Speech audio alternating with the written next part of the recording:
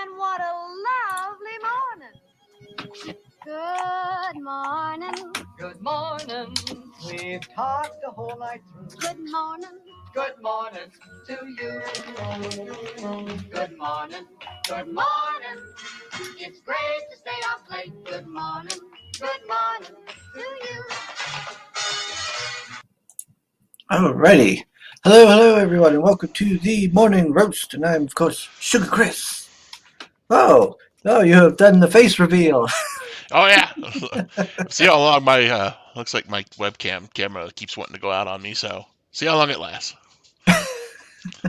Yes, and for today, everybody, we've got with Mr. Jim Tanner. And at 12 o'clock, we're going to have one. Oh my gosh, I know him as Artemis Worm on Twitter. The fellow who's doing Necromancer. We'll have him on, and we're going to talk about it. Jakob Morris, there we go, and talk about that. And of course, you all know where Sim is. You know, he's probably somewhere nursing that coffee. Eventually, he'll make his way back around to us. Let's see who we got in the chat here. We got Creators Outlet. No, Red Dress Diaries is not going to happen. Ignore that. Oh yeah, I see what you're saying about your webcam acting up. Yeah, I think it's a goner, unfortunately. So I'll have to Oh look at no. my sleek animated avatar there for the moment.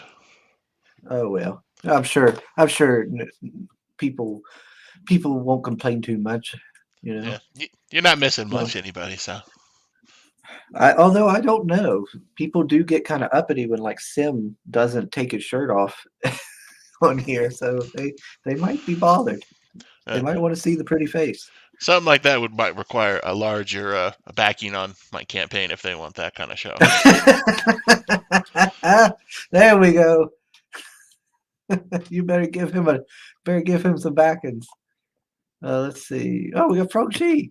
Hey, sir. He says he won't be able to make the stream, but he can smash the like, share. Oh, well, thank you, sir. Thank you so much. I always appreciate you. Soul's with us as always. The one man who's always here on time. Says girls with guns are awesome, but also awesome, but way cheaper than merch.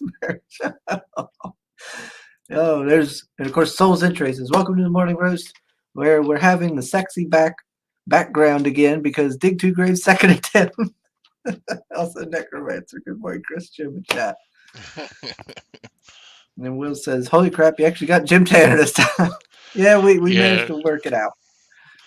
I apologize for everybody for the previous one. It was, I totally spaced that time wrong. So, and I noticed it like hours later, and I'm like, oh, crap. Oh, it's no worries. It's like I tell everybody, it's not a big deal. Yeah, we can always reschedule.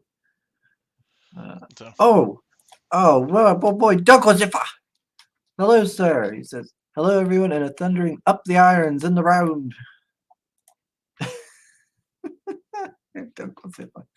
Alrighty, Mr. Tanner, I am burnt to a crisp today. I saw the Facebook post. Looked like you're out there pretty good. Yeah, I wasn't expecting it to they had canceled the main grounds for the apple harvest, and I forgot to put that in there. And so I wasn't expecting it to be very big.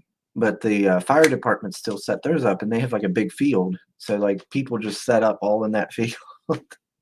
And of course the other places were still set up. It just wasn't the main ground. So I was still out there walking around, and I forget that, I'm a super pale hermit that works in nighttime.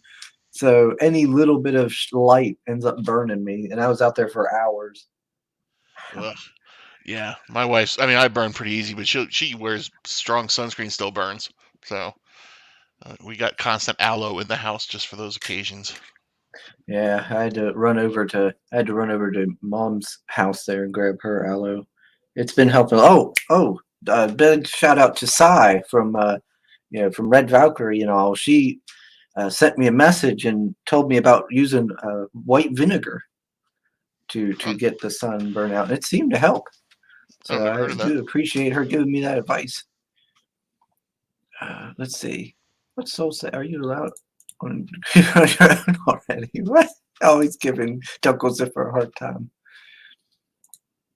All good, Jim. You showed up on my show. Just say, whoa, whoa, oh. I see how it is, Jim. You got favorites now. You picked Creator's Outlet over me here. You showed up to his, but not mine. I mean, I only randomly get times wrong, so it's just the luck of the draw sometimes. Oh, is that what I got the short straw? What? My short career as a nudist didn't expect the sun. No, I was not a nudist. So look, you can see where the shirt was, okay? Jeez. So do we need to explain the red dress Crystal or to Jim? No, he knows it. He knows all of it. He knows all about that red dress lore, I'm sure. I can't say I don't, but there's so much stuff that I've been learning just recently since I've been campaigning on Indiegogo.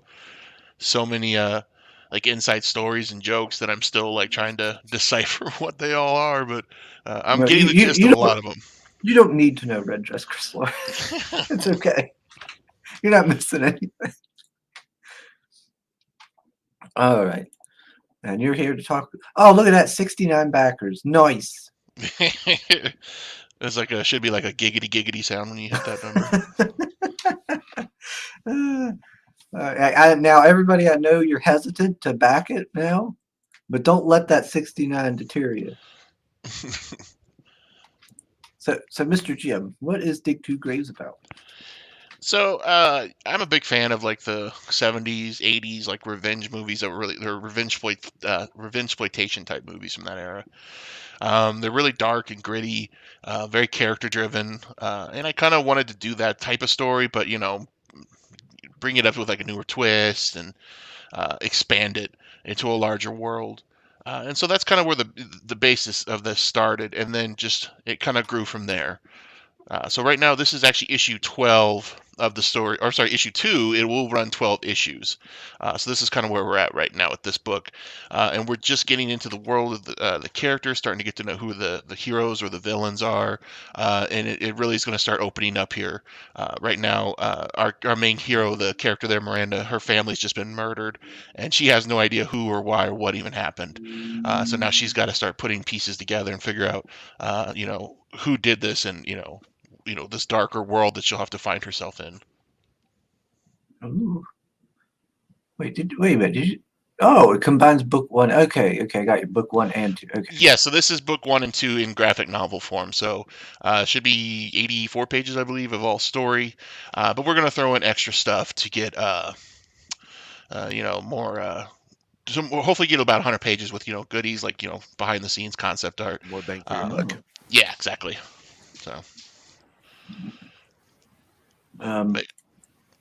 Sorry, Sim dropping in got me threw me off there. Oh Sim. yeah. Blame Sim again. God damn it. Yeah, well, in all fairness, I didn't send him the link till a little bit ago. I completely forgot to send him.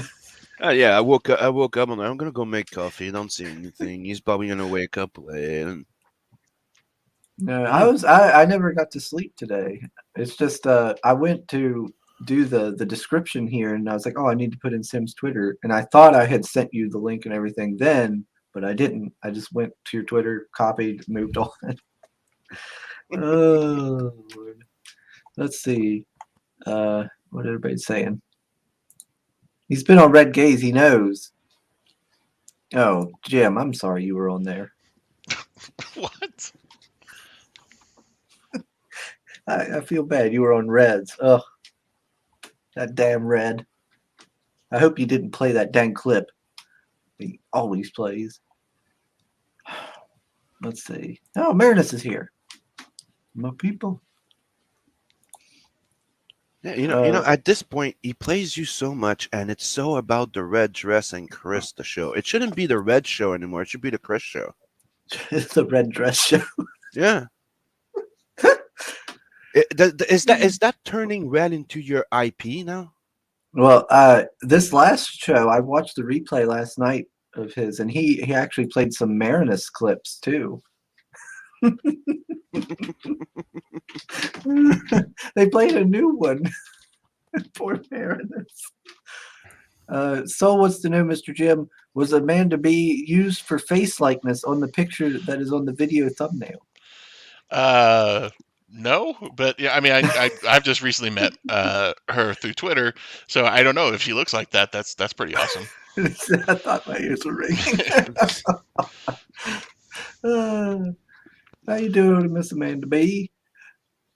Oh, Meredith says he backed this book 2 days ago. Oh, thank you very much. Oh, Meredith, you couldn't wait and back on my stream so I No. could get credit for it?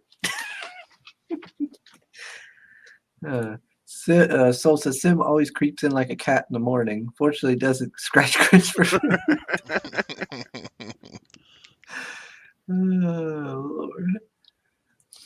But yeah, this I remember seeing this on Bancross, and it sounds like I've seen the art. I was like, wow, that's pretty cool looking art. Yeah, I really lucked out with the artist and the colorist and everybody who Yeah, the you know. colors are really good too. Yeah, so my guy is Von Randall, who did the pencils and inks and all that good stuff. And then he recommended Kevin DeCastro for the colors. He's somebody he had worked with, and he really likes the way his colors work, I guess, with his lines. And yeah, it blew me away. I was like, that was great. You know, I love when an artist has a colorist he loves working with, because it just you can see why they love working together. So Yeah. Yeah, the artist was recommending the colors was a good choice. It really works. yeah, I lucked out on this one, this art team for sure. So they're killing it. And You I see have that picture here, Sim? Hmm? You see that picture there? Mm-hmm. Yeah, she seems like she's a Mark's type. Oh. All the bandage reminds me of Painkiller Jane. Remember that one? I know the name, but I can't place it. She always had bandages all over her body. Mm. But yeah, that's Mark's type. Yeah. That's I didn't know definitely Mark's bandages type. on somebody was a type anybody had. You have a few. I mean, I guess there's something for everybody, but I've never heard of that before. Everything is somebody's fetish, I guess. But this seems like what's one of the things like Kill Bill and Yeah, I reference new movies like Kill Bill, Mad Max to give people an idea of. It's not so much the dark humor of a Quentin Tarantino movie, but it's got that violence in it. Like people ask me, I say it's like a rated R movie, so that's kind of the level of violence, and there's some nudity, things like that. Swear, obviously. But yeah, if you could appreciate those kinds of movies, it's kind of in that vein. I'd like to think this is a bit darker in tone.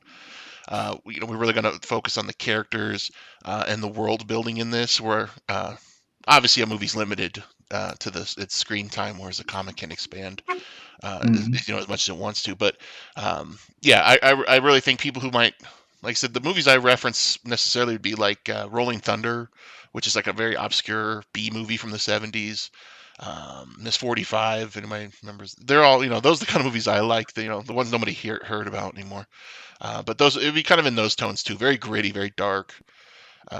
So what's what's her name? The one Tarantino liked. I think he made a video with her, Foxy Brown.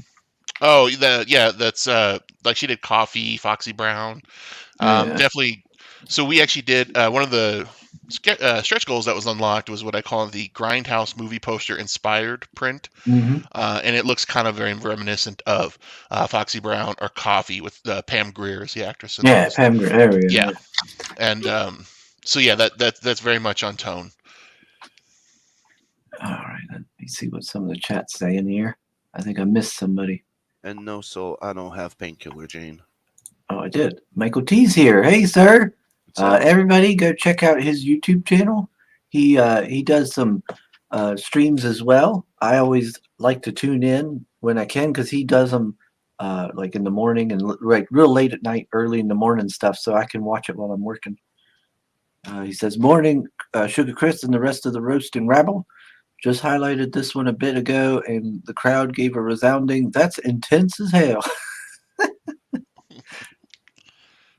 I didn't know he came on, Chris. Give me the heads up first. What are you trying to say? It's promoted a few days in advance? I don't know. I don't know. We'll find you a YouTube video, so I'll tell you how. 2 tutors and a hot noise. Put the lake to dig 2 grades. Check the chat real quick. Nope, never been a fan. So if at some point you have to talk about what? What? What? Why would we talk about that? What's that have to do with the book? Does Pale Rider know something about your book, Jim, that we don't? I was starting to think that had something to do with you getting sunburned somehow, but I don't know what's going on. Yeah, maybe I'm like those pictures of those people with their butt up in the air in the sun. I don't know. Maybe in this corner of the world, digging 2 graves doesn't mean something else. Apparently, Michael T says Rolling Thunder was awesome. Yeah, Michael T knows. That's a good ass movie. Great performance by Tommy Lee Jones. It says the picture of the girl under the toilet bowl is by far the best application photo ever. Reminds me of Festivals with Soul a few years ago. Yeah, that photo seems to get the most, or that panel seems to get the most responses from people. Either like that feeling of they know where the character's at, or the feeling of, oh, I've been there.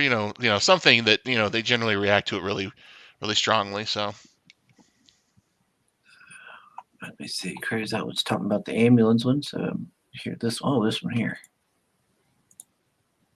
Oh yeah, that is nice. Yeah, Vaughn is really good at those like dramatic angles and just different shots to keep things interesting and keep the flow. I've had people say they can kind of figure out what they're seeing, the story just from what they're seeing. I'm like, well, that's great. That's the artist just nailing it for me. And yeah, I like the detail. Like you can see the little bullet coming out and everything. Yeah, like I said, Vaughn really went above and beyond for me there. So, and hopefully, I can keep him employed for a long time before he gets snagged up by someone big and I can never talk to them again. Amanda B says, I know I've said it before multiple times, but I'm excited for this book.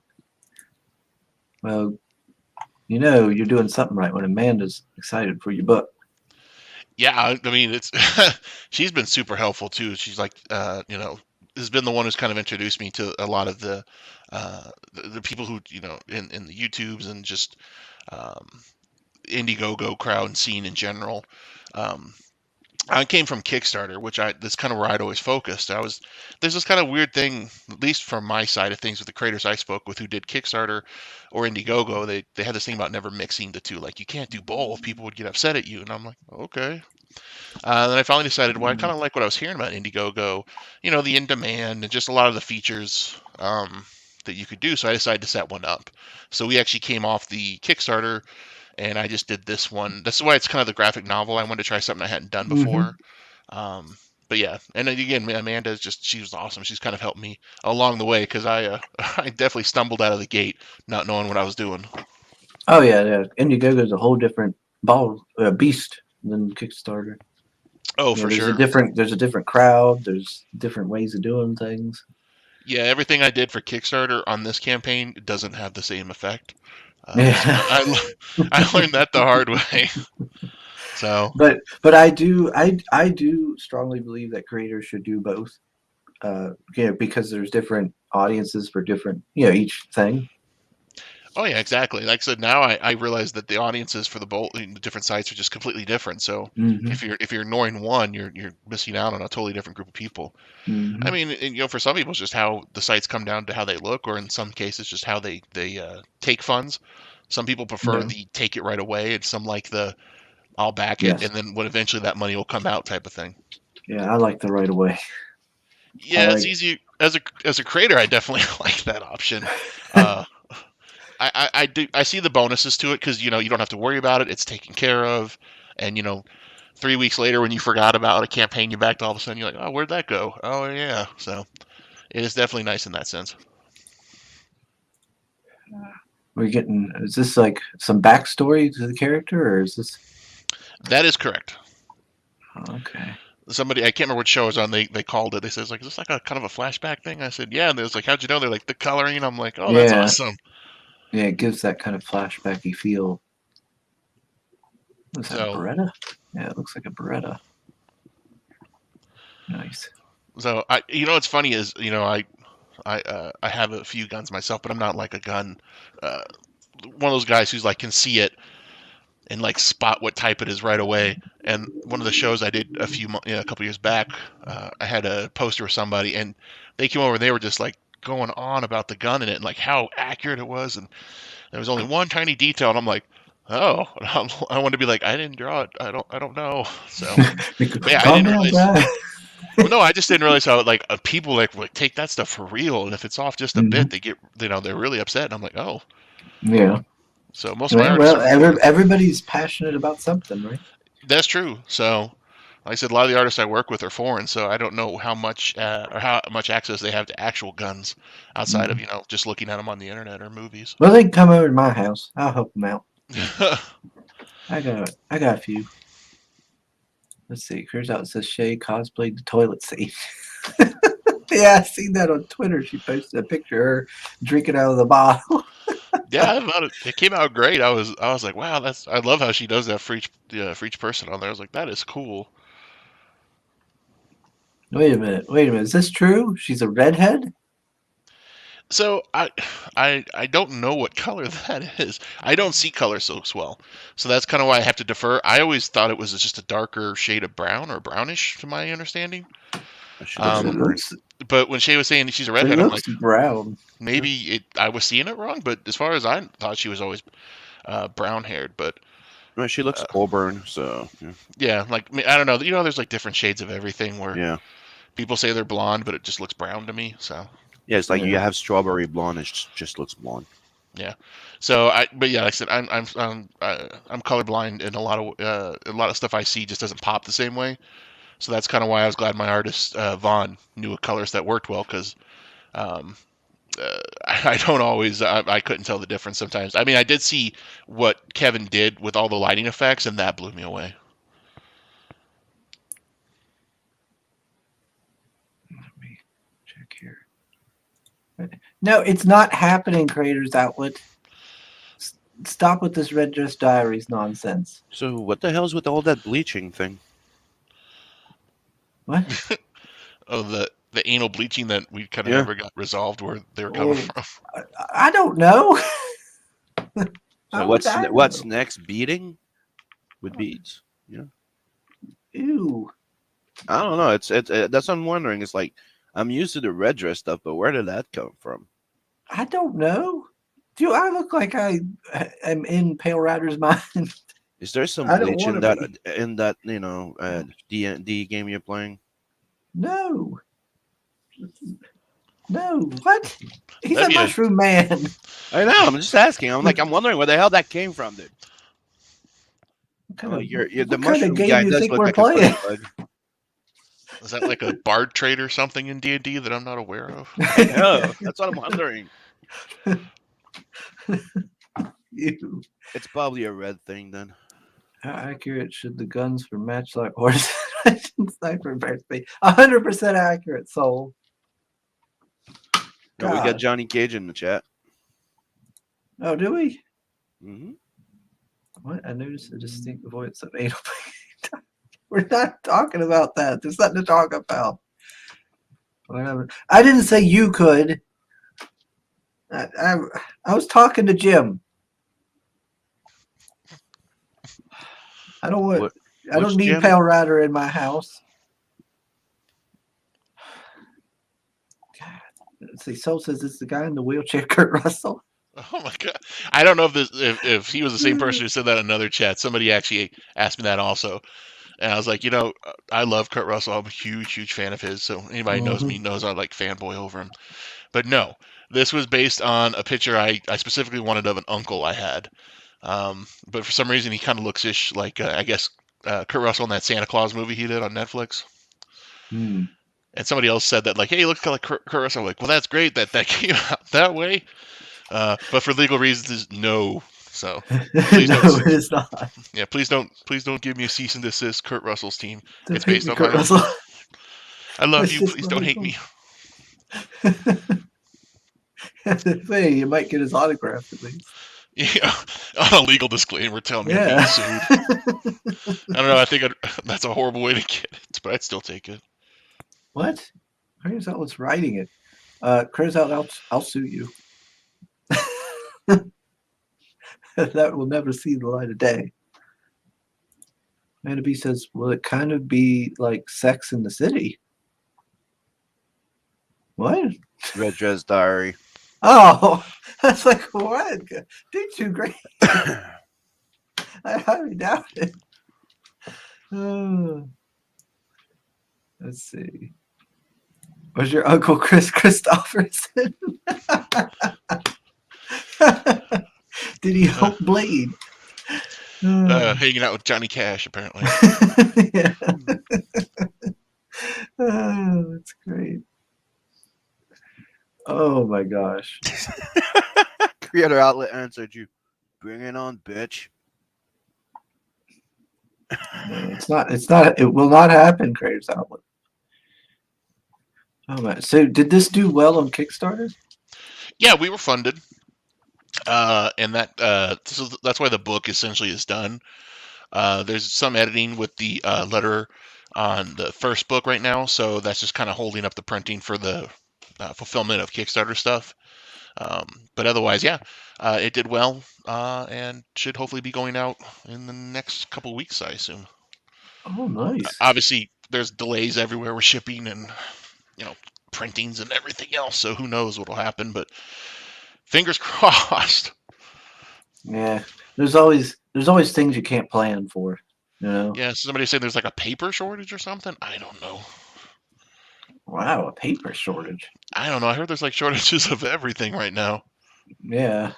So, but I haven't spoken directly to my printer in a while, but I'll ask him to say, like, is that true, or is that just people saying that? Yeah. I mean, in terms of groceries, at least like food and stuff, like when the whole like coof happened and there was the whole toilet paper shortage stuff, there was actually some shortages for our store. You know, we weren't getting in some foods and some water and stuff, different things. But I mean, nowadays we're fine. You know, there's no issues. I think, like, I know in my little frozen department, or where I work at in the frozen department, it's fine. You know, we're getting all of our stuff in. There's no issues. So Yeah, I think there's more like a labor shortage type thing, or shipments from like China, like pretty much anything internationally being shipped, to my understanding, is astronomically going up, and like especially container shipping. And then a lot of places are having like severe postal lockdown. So basically, it's just not enough people, and the prices are just keep going up. Yep. So Like right now, I'm reading something that the USPS just closed the shipping to Australia starting October 1st. Right now, I will say anybody in Australia that I'm fulfilling to, it's going to be probably a bit longer, and I'll send that out in an update. But because I have buddies out there, I am going to try to see if I can maybe do a printing in Australia and just have it go to my friend, who would then box it up and ship it. Because right now, that's what they're saying. It's that was from STEM.com and stuff like that. In addition to the recent suspension of select USPS services to Australia, USPS will suspend all packages services to New Zealand starting October 1st, 2021. While we understand the concern to these suspensions may cause, we hope to bring some good news. And they should just check with Global Post. Yeah, I know right now it's just the pricing to get anything, even like a Gemini mailer, is like $100 almost. But I saw Rennie Draws saying that it was costing her $60 to send a mailer. Yeah. To Australia. So that's why I think most people are probably going to put those packaging on hold for a little bit until it unblocks. But or try to find another way around it. Yeah, like I said, I'm going to look into printing directly in Australia, and then just having people in Australia collect it and ship it to kind of get around that if I Yeah, can. So, but but at I mean, this point, I'm thinking that if they're doing that with taxes and they're closing down the shipment, they're yeah, it's true. probably trying to close, all type of, you could say, online or international dealings. So I'm guessing that you might have a price heist on your printing over there too. But Yeah, I hope you do. yeah, yeah, it's. I just keep seeing more and more come out of there. I'm like, I don't know I don't obviously don't follow the politics of Australia too closely, but I do. it does not I sound like I things are do going too because great. I've learned like 3 years ago that if you pay attention to the UK and Australia, it's what's coming here. My apologies. I Hey, are any of you having issues with Facebook? Why? Because I just got a thing popped up here, in the StreamYards. It's saying for the Facebook, stream portion of this, it says we're having trouble streaming to Facebook. This may be an issue on Facebook's end. Then it says like, is it possible the stream was ended or deleted on Facebook? We'll keep trying and let you know if it's resolved. Yeah, blah blah blah blah. We got flagged for being offensive because we said anal beats too much. That's one of the things on Probably. Facebook, dude. Yeah. If you say stupid shit like that, they can take it off. Like I can't even bring up Facebook on my computer now. It says error. Well, they hard banned you, didn't they? Yeah, they're like, anal bleaching. Ah. Yeah, Facebook ain't working Thanks for a lot, me Pale either. So Rider. We're just trying. It's just hygiene. You need to clean that shit. It's hygienic.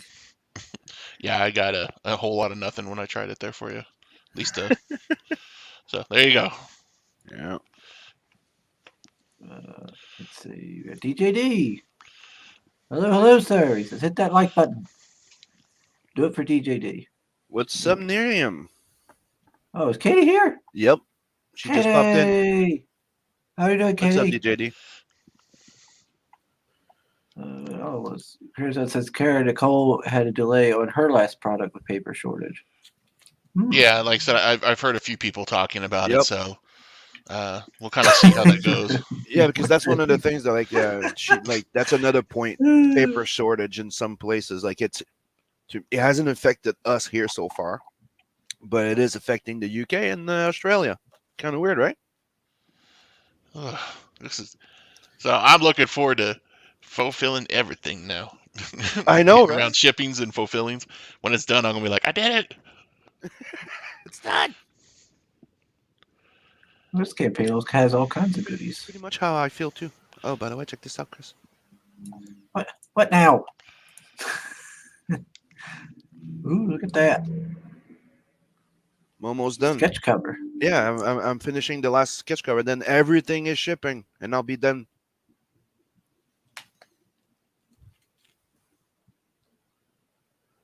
And seriously, I love the upgrade on paper they gave me on that cover stock, dude. Because they put Bristol. It's like it's like usually it's hell penciling or inking on those sketch covers. I'm enjoying myself. It's like drawing on Bristol. I see there was a exclusive here on the campaign. Yeah, so I added some stuff later in the campaign. I think I put hardbound. Somebody wanted to clarify, but it's a hardcover version essentially. Uh-oh. What the hell? That's the wake up sound. That's Facebook going, how dare you? Yeah, I turned my phone back on, so let's see if I can bring up Facebook on my phone. Okay. It works on my phone. This ain't working on my computer. It doesn't like your IP on your computer. I don't know. I'm just gonna remove it off Facebook. Delete it off Facebook. We're just gonna stream to YouTube. I have like 15 friends on Facebook anyway. It's not just that. Also, Facebook is very let's just use the word problematic. Oh no, it's not letting me delete it. Gosh, dang you! It's like, no, we're not going to show it, but no, you can't delete it. We're keeping it now. Oh man. But yeah, that one I decided to do a variant exclusive for the Indiegogo campaign. Like I said, everybody's been really awesome, just very helpful. reaching out with advice and definitely lots of help to get the word out better. And I was like, well, I want to do something for Indiegogo. That's because I did a Kickstarter exclusive cover. So I want to do something that was exclusive to Indiegogo as well. So that's the one it's my, the artist is Wilton Santos. He does most of the covers for me. And that was the Baby Driver inspired poster version that he did. And I really love the colors on it. So we went that one with the, for the variant. What the? Da-na, Stop, phone, da-na. stop. That'll wake you up real quick. I know, right? Oh my god. I see you have a little drawn in tears. Yeah, I don't. The Kickstarters are the Indiegogos I've perused. I haven't seen those as much. They're pretty much like a staple Kickstarter rewards, like variant covers and like these kind of tiers. But yeah, whenever I write the ahead, I always try to leave a couple characters vague. So if somebody, especially because there's two versions. There's just the be drawn in, and then there's the actual speaking cameo role. And for that, I try to keep somebody open so that way if they have a specific, like, hey, I want to be shot or I want to be a bad guy or something like that, I can try to accommodate them with those characters I leave open. Because, I always think it's cool that, they have drawn in tiers, but it's like you're drawn in a crowd. And I'm like, well, that's no fun. So I want somebody to be able to recognize themselves and go, hey, that's definitely me. I mean, that's why I did that when I came out with Bloodhunt, and I did the Be a Werewolf, because I thought that just showing up in a comic, like in the background in a crowd or something, was not as much as, hey, you get to be an actual character, you get to fight the main character, and you get to be a werewolf. Exactly. I mean, yes. I mean, it's cool being drawn in one, but if you're going to pay that much, because they're typically higher tiers, I want people to feel like, hey, they got their money's worth. Like they can show it to people and say, that's definitely me and things like that. Yep. So.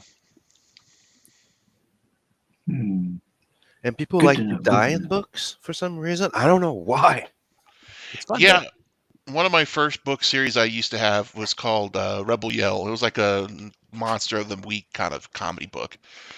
And I did something similar at a Comic Con where like you bought like these mystery packs, and if you won, you got a cameo, and you could tell me what you want. And everybody who would try also the same thing, like, oh, I want to be like eaten by a zombie, or I Yeah. want to be destroyed by like monster. I'm like, wow, everybody just wants to be mutilated by some sort of monster. But it's one of the things I've noticed. It's like if you look at all those people that would travel, dude, all the way to the UK just to be in a scene of The Walking Dead, just an example. Okay, I know they don't film in the UK, just an example. But there's people that would go out of their way just to get a chance to die or be a zombie in a book, and you notice that everywhere, right? In a lot of movies, there's people doing that, and you're like, all they want to do is die in the book, and you're like, first thing, if you ask somebody, what would you like to be as a cameo? They either want to be like a character that's gonna stick around, but most of them, it's always, I want to die. I want to die in a book. Yeah, I want that's to get killed by part the people main remember. character. Yeah. Yeah, it's like the death scene. People always remember that. Everybody's like, I want a cool, gruesome death scene. So I get it. I just, it's funny. I guess I'd never thought about it until I started doing that, and then all of a sudden, when people were recommending that, I'm like, oh, okay, cool. Well, it's the same. It's the same as you. If somebody would go, hey, would you like to be in Punisher? Yeah. What would you like to do? Can I have Punisher kill me? It's like it's either that or you want to be somebody that would help him, but even there, you'd rather be the one that gets killed by Punisher. Yeah, it's more memorable than being the guy at the coffee shop who brings over like his cup of his cup of Joe. If we got one for Frank Castle and puts it on the counter. Yeah. Remember Frank?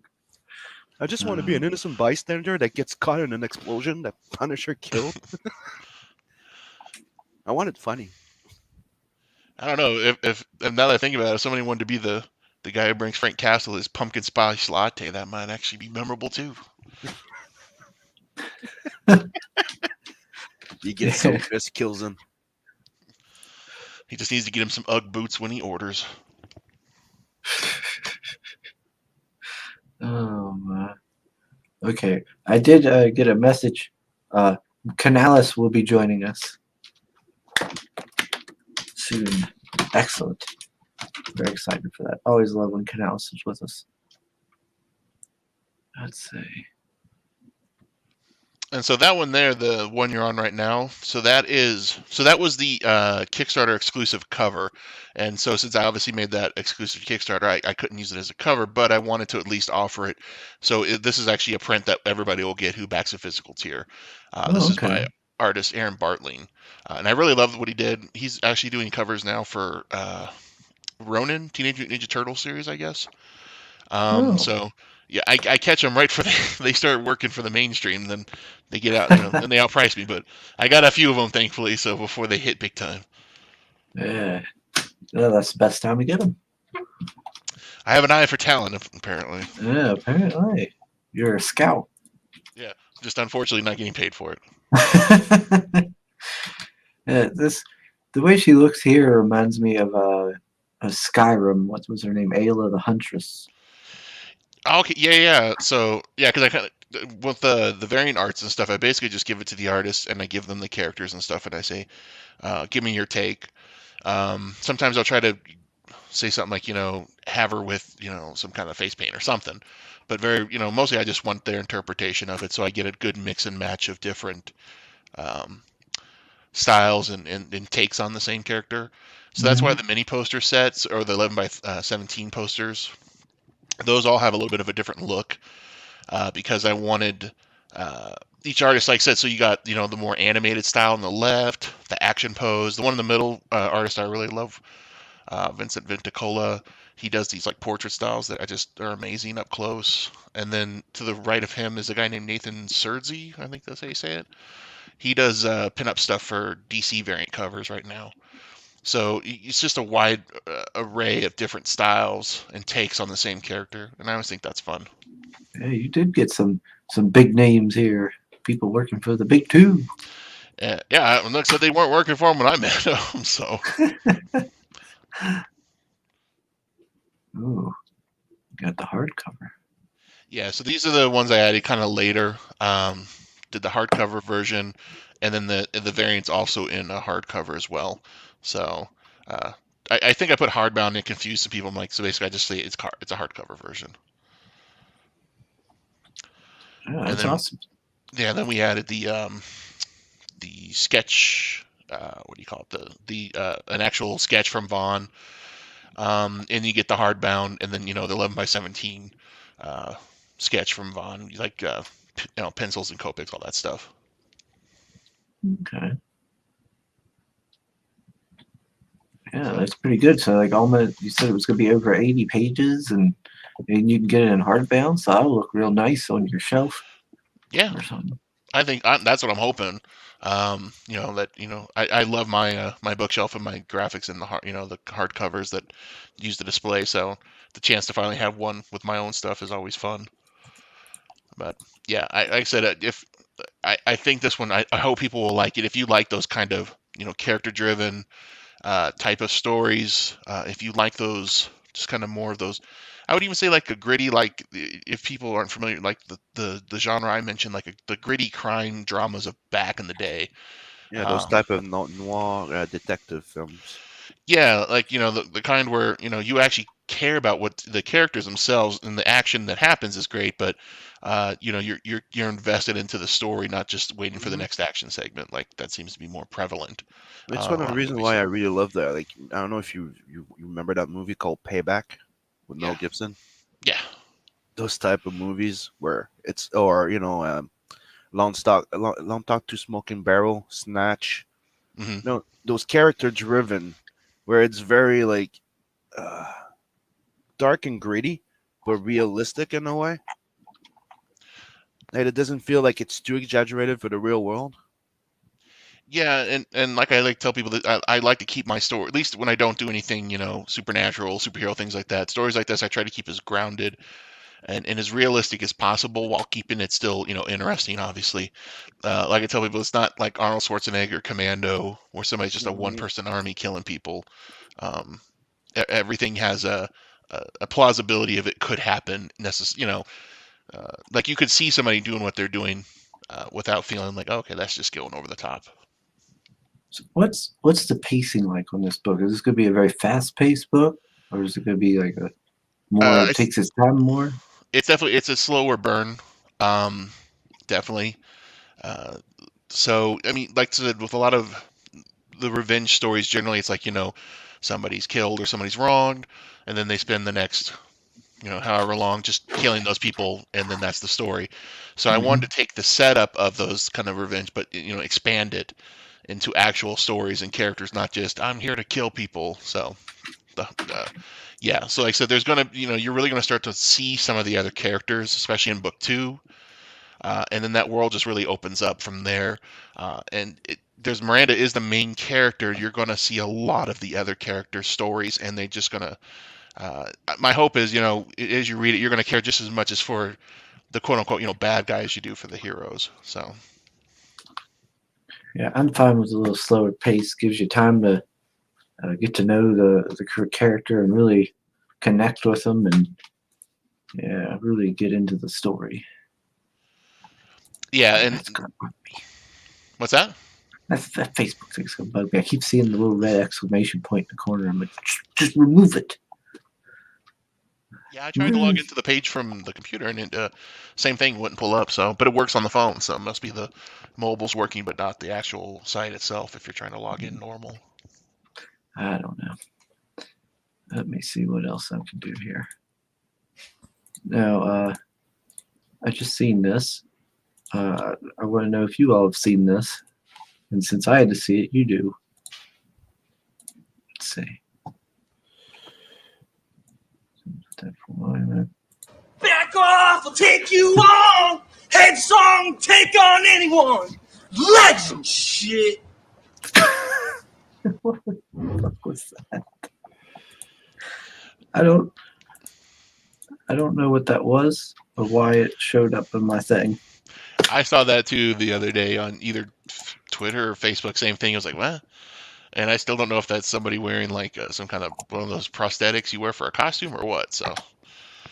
Yeah, the people in the comments were saying it was prosthetic. I hope so. I don't know how they left the no context presented.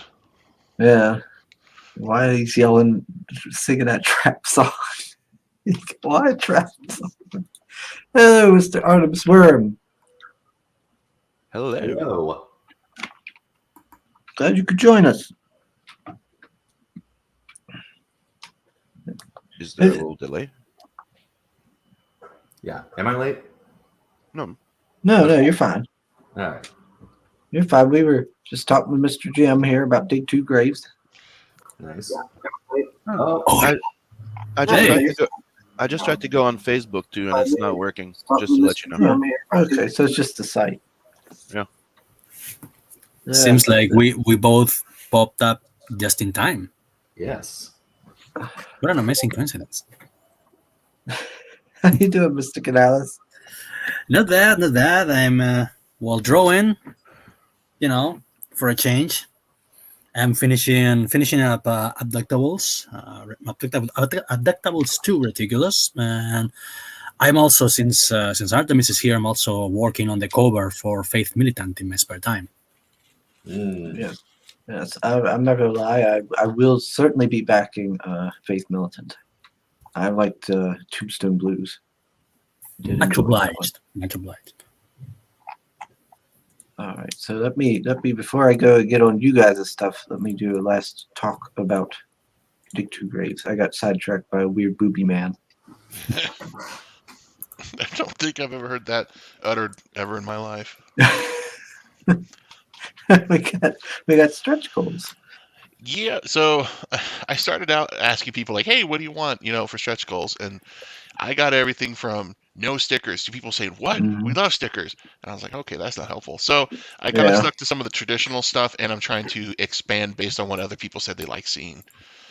So we started out with the stickers, the bookmarks, and then where it says Chibi Miranda, that's actually a magnet. Okay. And then that's when we just unlocked the Grindhouse movie poster inspired Dig 2 Graves, and up next is the trading cards, which I think we're pretty close to that. And a pin. Yeah, so I'm trying to go into the other rewards people. Oh yeah, you're real close. Look at that. Yeah, almost there. Come on, somebody gets past 69 here. Oh, come on. Everybody in the chat must have already backed or on earlier stream. I think a lot of people that I've seen have backed already. So. Yeah. I was Hopefully hoping we'll we could we'll get hit you to that that by 3K today. at least. Everybody's stuck on the 69 backers. Nobody wants to leave it. 69 is the magic number. Uh, It's the yin yang. yeah, it is a great looking book, and the fact you're a reliable creator. You've done this before on Kickstarter, and people have gotten their stuff. So Yeah. yeah, So this is definitely something people should be checking out. yeah, like I said, I'm excited to get it to everybody. Then we can push ahead too with book 3. That's already kind of in the works now. So if people like it, we got that coming. And then there's another one, another story that we have in the works as well that I'll probably be making the rounds on here shortly as well to get the word out. I know now preparation and pre-work ahead of time is the key to everything. So Oh I'll yeah. be doing more of that this time around. Now, how often are you going to do these graphic novel collections of the issues? So somebody else did ask that, and I'm not sure. This was kind of like a test run. If people like it, I can do it every 2 to keep it consistent. I can obviously I'll just do the floppy as they each come out. But if people like it and they want to see more of it, I'll either keep it with every 2 or I can bump it up. Whatever. Pretty much people tell me what they want to see, I'll make that happen. So I'm here to please my audience. A man of the people. But yeah, so I'm hoping people like it. I love the idea. That's kind of where I'm at now in my comic book collecting now. Is I pretty much just do the graphic novels now. I do get occasional floppies, but not as often as I used to. Much to my wife's enjoyment, since I have too many long boxes stacked everywhere. Sim, you're a pretty much only graphic novel too, ain't you? Mm-hmm. It became easier. You get the whole collection or big chunks of it at one time. So, But when you collect comics for a certain time, especially when you start having kids, Mhm. like you get those floppies, you put them in a box, or you start collecting them, and you never get to them to reading them, and that was technically the path of it. And then I'm like, I'd rather just buy a trade.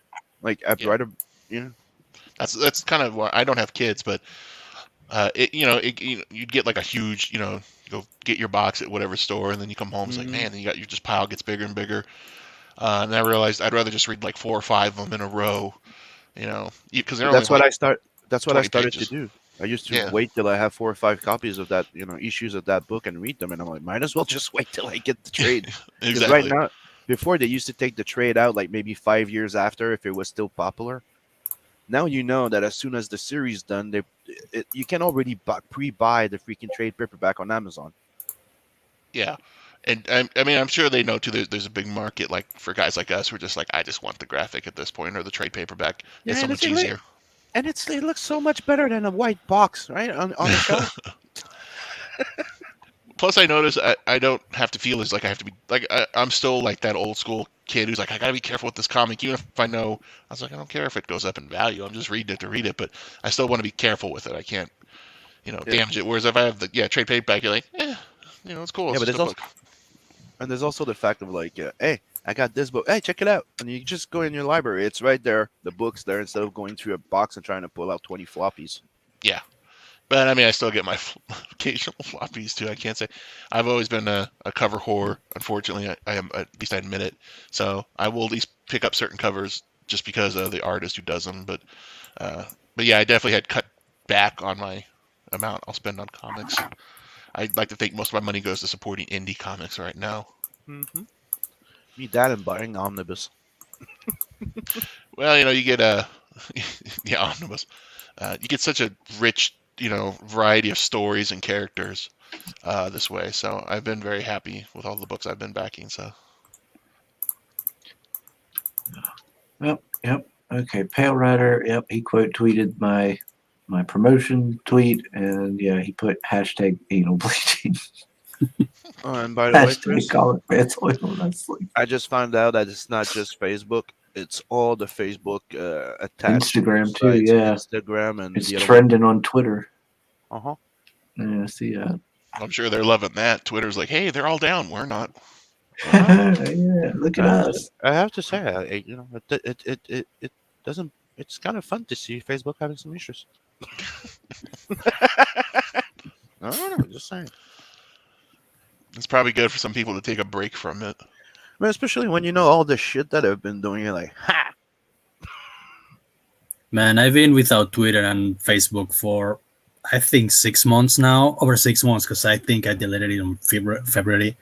I've never been happier.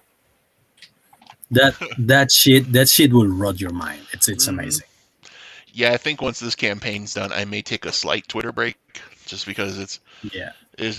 I mean, I didn't use Twitter until I started this Indiegogo campaign. From when I worked Kickstarter, I was always told Facebook and Instagram, that's where you go for Kickstarter. I'm like, cool. So I put all my kind of time and efforts into those. And then when I started this, everybody's like, no, it's all on Twitter. And I'm like, of course it is.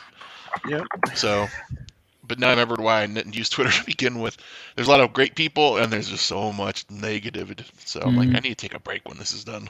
Yeah, but to me, Twitter ain't worse than Facebook and all those places. It's just you have more people trying to be trolls, and dude, it's like saying, like, first thing you learn in life is as soon as you're gonna step up on a fucking stage, even if you're one of the most talented singer ever, there's always gonna be a person there that's gonna say, Ed, you suck. Oh crap! Twitter is pretty much it. StreamYard's apparently screwing up too. My chat on the side here has been stuck on Katie popping in. Yeah, me too. This whole time, and everybody's been talking in the chat. That's lovely. I wonder what all I missed. Let me scroll up here, see if I can find out. Oh no, I can't scroll up any further. It's not.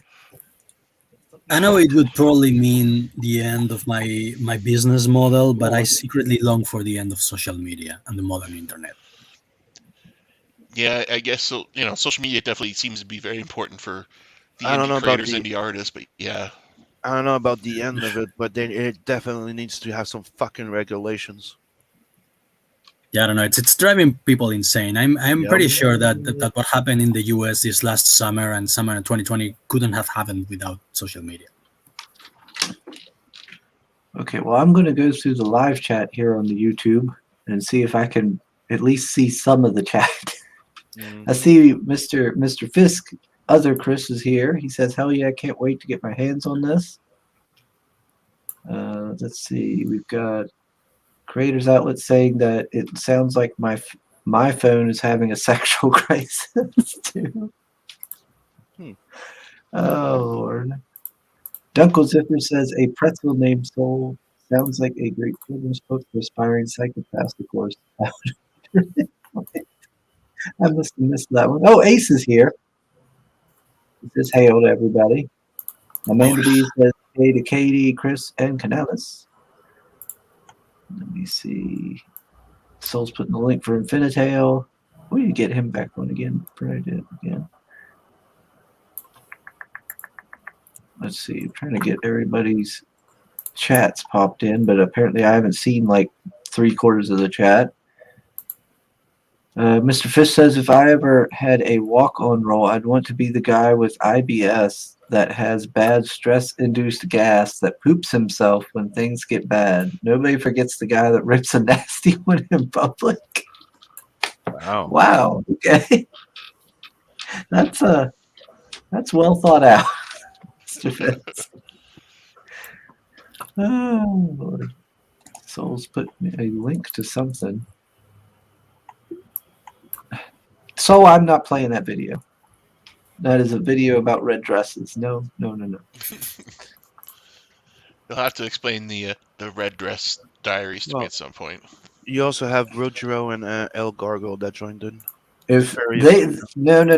They know the drill. The chat knows the drill. If they want me to explain new guests the red dress lore, they have to back something. We need a sugar rush. I hold it ransom.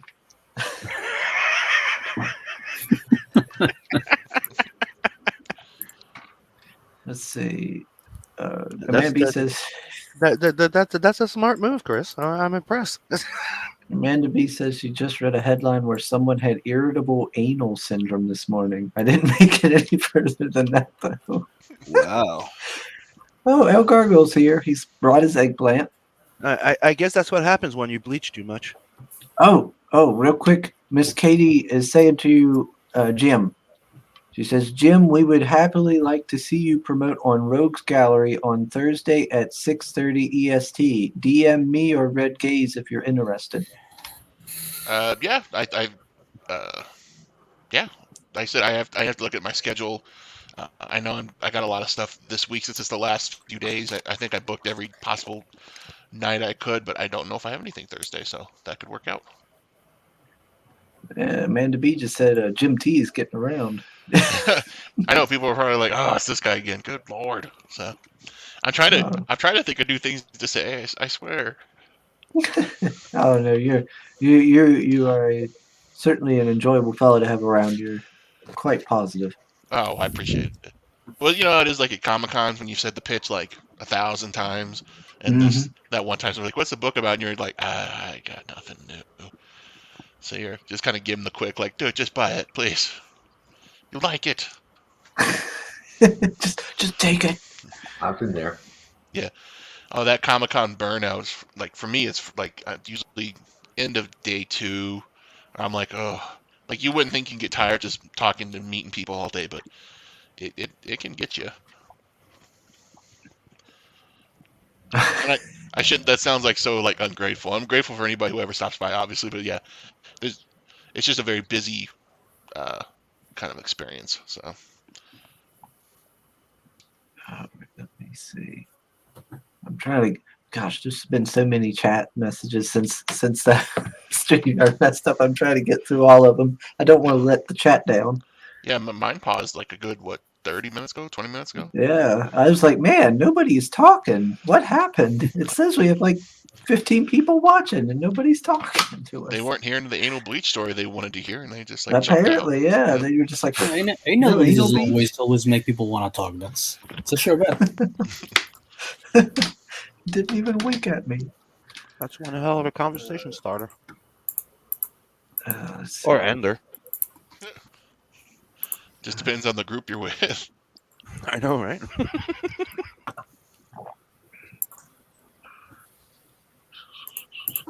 Oh, we got Hex Allen with us. He says, hello, Roastoids. Hello, Hex.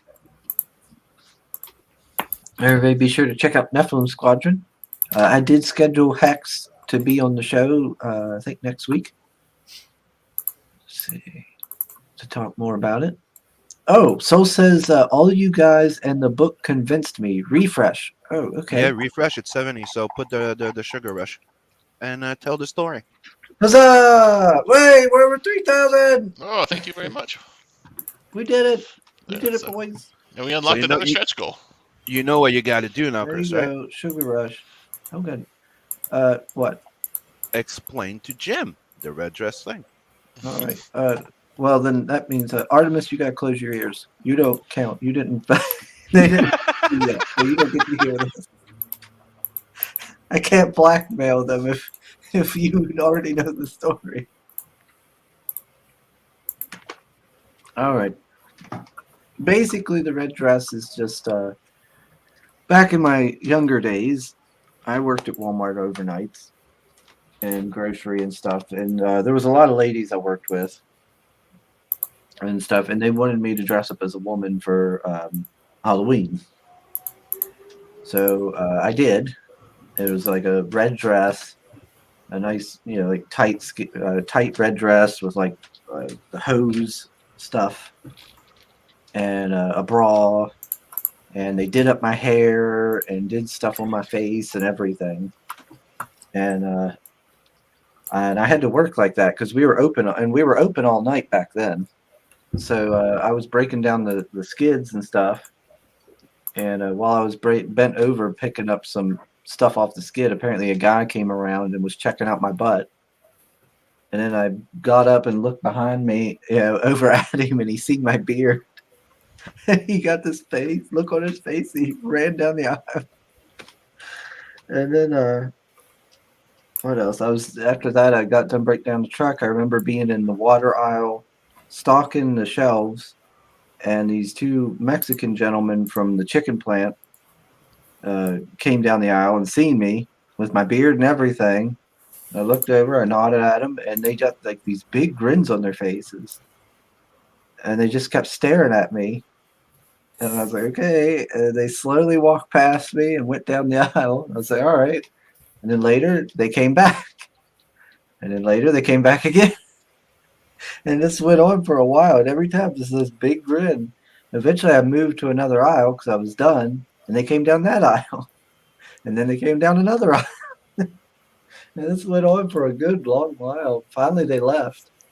I was told. I told some of them I was worried I was going to have to get an escort out of the store when I left.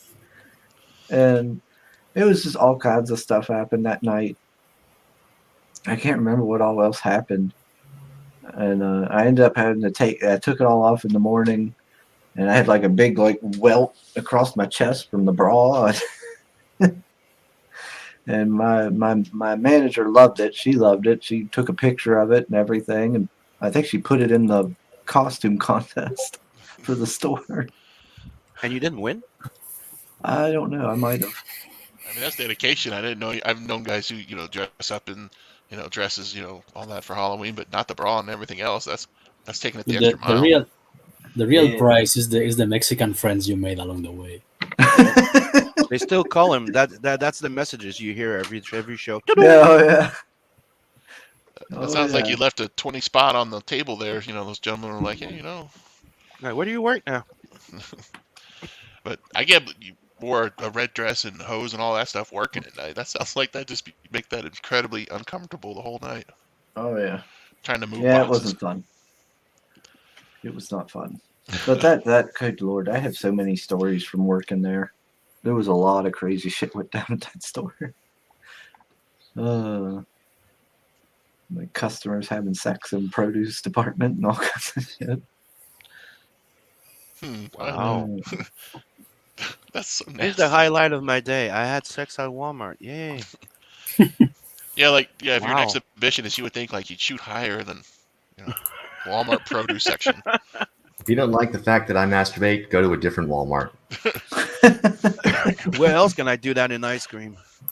But I mean, if there was any other store you saw that, you'd be like appalled. But you're like, it's Walmart. I just won't get my my vegetables today. I remember watching some people's streams where they show like videos from Walmart. Dude, I'm in Canada and I've never seen this shit. Like the weird people and the weird shit that happens at Walmart, just the way they look, it kind of like that it looks like it's in another world for me. We don't get those people half naked in Walmarts. We don't get those fucking weirdos. The worst we get, it's somebody changing in the middle, like trying clothes in the middle of something. That's the worst I've seen.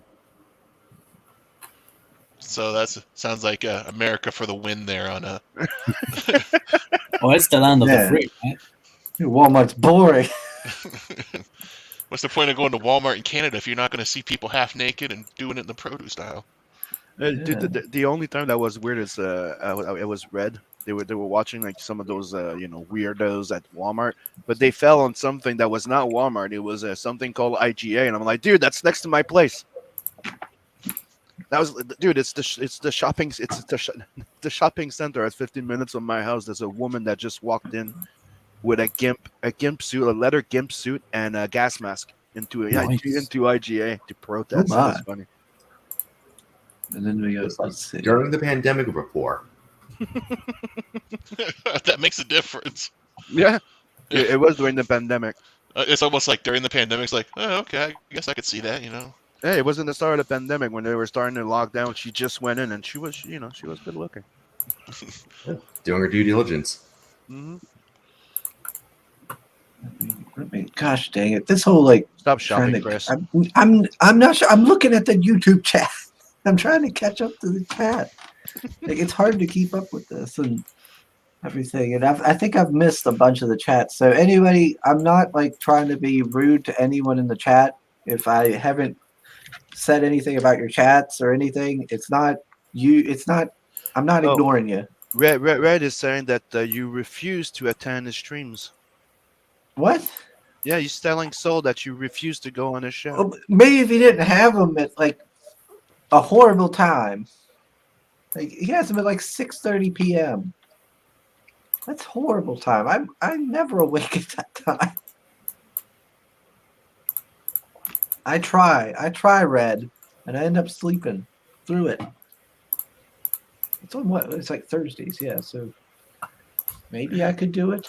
Maybe So this is week going if I could Sim remember. Sim in Canada, Walmart is called feuille de sirop. Now it would be feuille d'érable. Feuille de sirop, it's not a thing, guy. Like leaf of syrup. Let's see, Nefarious is here. I think, yeah. Power says we need to go back to AOL chat rooms. I completely agree. Let's go back to the 90s. And Chris Friss is saying Canadian people arrested a chick in a stormtrooper costume while she was advertising her comic shop for not wearing a mask despite having a stormtrooper helmet. Yeah, it's getting fucking nuts. I want to get the fuck out of here. Oh, shit. Near Katie had to leave us. Oh well. Well, I can talk with her later. So I was like, Sim, don't talk French to me, you heathen. Oh, stop Woodrow's trying. here. Yeah, Woodrow's here. He says, "Hey, Elgardo says you're a terrible host, Chris. How am I a terrible host? What did I do?" I don't know. I think right now it's time to. Isn't there another book we should be talking about? Yes.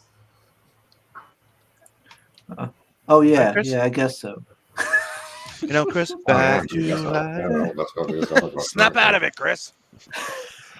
And I wanted to say thanks to everybody. I have to actually jump off here pretty quick, so. But Oh, I yeah, really no appreciate worries. you guys having me on this morning. It's been fun. Mm-hmm. All right, well, always welcome back on. Well, of course. So yeah, again, I look forward to talking to you guys on the next one for sure. Mm-hmm. Thanks for dropping by, Jim. And the book looks interesting. I appreciate it. And everybody in the chat, thanks for. I hope we didn't miss any specific questions, but yeah, that's how it goes sometimes. Yeah, sorry about that. And nothing you could do. It sounds like it's a whole lot of stuff going bad today. Yeah, apparently. All right, Mr. Jim, we'll talk to you on the next one. Thank you again, everybody. Sorry again for missing the first one. I'm so glad I got to catch up and do it again. So thanks you, everybody. Don't worry about it. Have a good day, all. Mm-hmm. See ya. All righty. Mr. Jacob, Yes. how are you this morning? Good. Good. I am quite excited for this Faith Militant. I actually did not know you were putting this book out. I actually, right before I sent you a message, Sim had shared this on Facebook, Yep. and I was like, what? Wait a minute, what? I didn't know this. I hurried up and got on Twitter. I was like, okay, I got to reach out to him. Yeah, we need to back this too. It's one of the reasons why I almost miss being on Twitter and Facebook, so I'm able to promote this.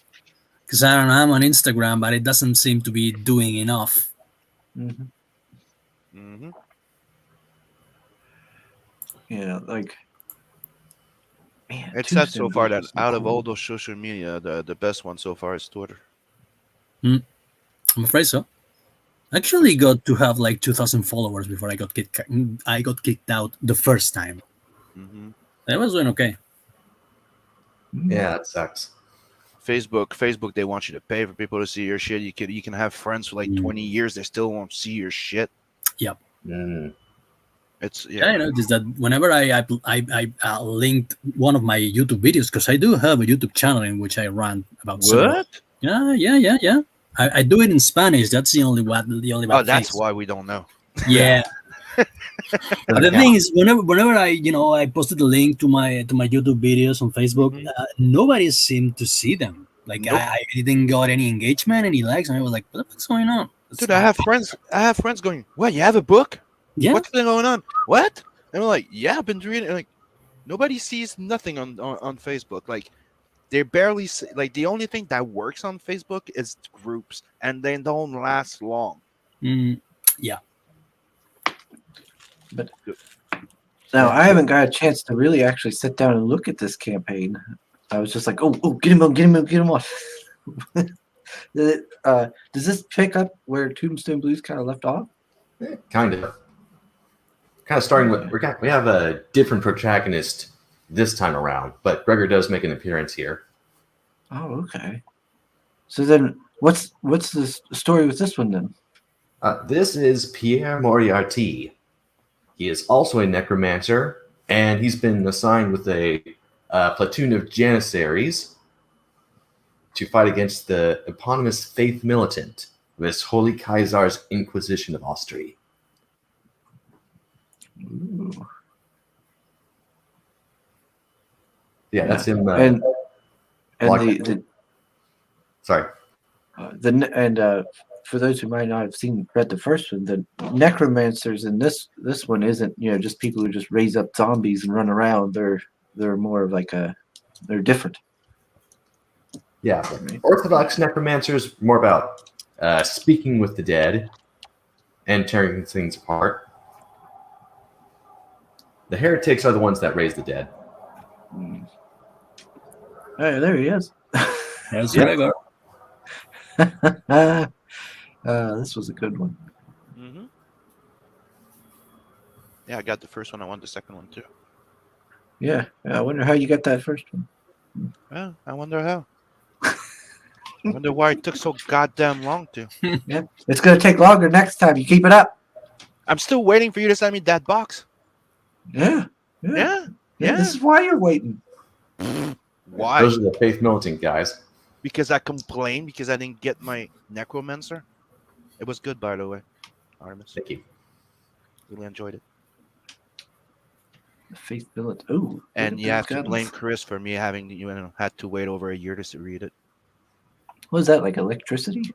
Yeah. So, yeah, those are like lightning guns. Oh, sweet.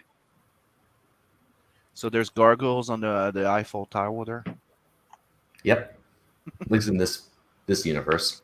We're trying to make Paris even more goth than it already is in this comic. Please tell me there's no hunchback. That not in this one comic, but there is one in the lore. At least in the RPGs that in the role play matches that we used to play with Artemis and the friends. Actually, I think I was the hunchback. Huh. You might have been. Yeah. Oh no, that might have been someone. Felix. Felix. El You were Felix. one of the Felixes. No, I was El Feliz because I remember you renamed Felix to be Hispanic, so I was El Feliz. So yeah, I was some kind of hunchback Hispanic necromancer. What a combination. Yeah, it was the star of the show. Oh no, this I don't know if you guys noticed, but this comic book is perfect. Like the setting is perfect for like a Dungeons and Dragons type role playing game because it's it's you probably notice it's crazy detailed. The world building is amazing. It's like Looks a bit like you also like Warhammer-ish type. yeah, I'm definitely ripping off like a lot of British tabletop RPG art and stuff like Warhammer 2000 AD. ABC Warrior. ABC Warriors. Dude, I got all the books. Like I finally ordered all the deluxe edition. Yeah. I have all of them. I'm gonna get to read them all. I can't wait. The first time I saw the complete version of the ABC Warriors, that was in Brussels, in the comic book museum, Le Musée de la Bande Dessinée, but they were in fucking they were in Vlaams, like in Flemish. So I couldn't understand what the fuck they were saying, so I couldn't buy them. Check this out.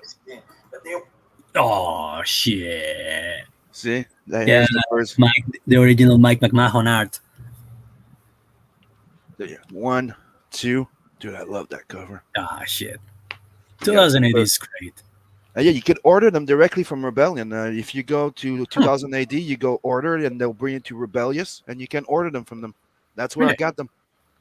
Yeah, I may just do that because I also killed my Amazon account. So this is the Vulcan War. That's I have the first 2 ones of the Vulcan War, and it's awesome. Yeah. Yeah, I seen, what was it? I think on Amazon or eBay they had a graphic novel of ABC Warriors. Mm. Hey, it was like something about the Mars Wars or something like that. I don't know. I got the entire collection now. Alien Legion. That's also cool. That's a Chuck Dixon run, right? Mm-mm. Is that the Chuck Dixon run? Yep. Not the omnibus. Chuck Dixon came after. And I know. He came in with Larry Stroman. Yeah, I think this Alan Selenet, something like Yep. that, in the first scripts. Yeah. But the original creator is Sim Potts, right? Mm. Carl Potts. Yeah, It was- yeah. He's the guy who wrote the Punisher Jim Lee comic books, I think. Mhm. And So yeah, that's what we're ripping off. We're ripping off a lot of British stuff. I am, at least. yeah. But cool stuff. Yeah. I mean, if you have to copy something, always copy the best. Dude, it's like French comics. Like Well, that's what Warhammer did. what one of Preston's favorite comic. It's Requiem. Oh man. Yeah, that thing's pretty goddamn good. I remember reading that. It's like that's my favorite comic ever. the only thing we need to tell you: vampires looks dying. really Go to a good. vampire universe. Find out more. It's Yeah, fucking awesome. all the artwork I've seen for that book looks really good. Mm-hmm. Le Droit is pretty solid. Wow, yeah. What? That guy's I don't know why he isn't more famous. Probably because he's French, or I think he's Belgian actually. But it's not that. It depends what's famous for you. He's famous in Europe. You know what I mean? That's what I mean. I mean, And he they- should be and- more famous. And they make more money on one book a year than a comic book artist does in 12 titles in a year. That's also correct. Yes. No, we're seeing some of what's happening around the world right there, like some book burning and shit. Yeah, let's go to like Wehrmacht soldiers. One of the things that pissed the fuck out of me, and yeah, I'm swearing because you know when I'm getting passionate about this shit.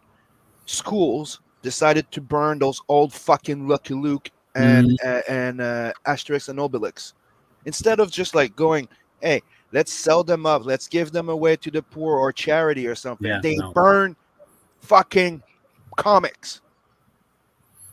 Yeah, speaking Whenever of- whoever does that is my enemy, and we're Yep. gonna have a problem. Even if I don't like the book and I think the book is outdated, has a really mean message, you don't fucking destroy shit. That's how we learn from Oh, we got comments in the chat. Soul's saying the Canales. He says, "I'm almost thinking about learning Spanish so I can listen to your YouTube videos." Oh wow, thank you. And then El Gargoyle says, "I hate you, Canales. I told the other guy I was broke." Well, tell you what, the first dose is gonna be free. How about that? Soul says to Artemis, he says, "That sounds French. Heresy." Yeah, you know what's the worst thing that we almost had a freaking like 2 weeks chill, me and fucking Canales here. Yeah, When COVID happened because he was on his way to Montreal. I was like, dude, I'll be there next week, and then lockdown. It was That was really gonna be like lockdown. in early February, like late February. Or, the thing that was gonna be April because it's our like Holy Week Mhm. when we take a bunch of days off. So yeah, I was gonna go to Montreal and hang out with Sim, and then the world basically ended. We even had like a special show plan where you were just gonna see me and him walk in the back, like we had everything planned. But no, never happened. And of course, I was going to be shirtless. Yeah, me too. Of course, No homo. no. So it was going to be the Sim and Canales shirtless show, Mm-hmm. 2021. Of course. Let's see. Phil's with us. I see. He says, "Is that a boy? My boy."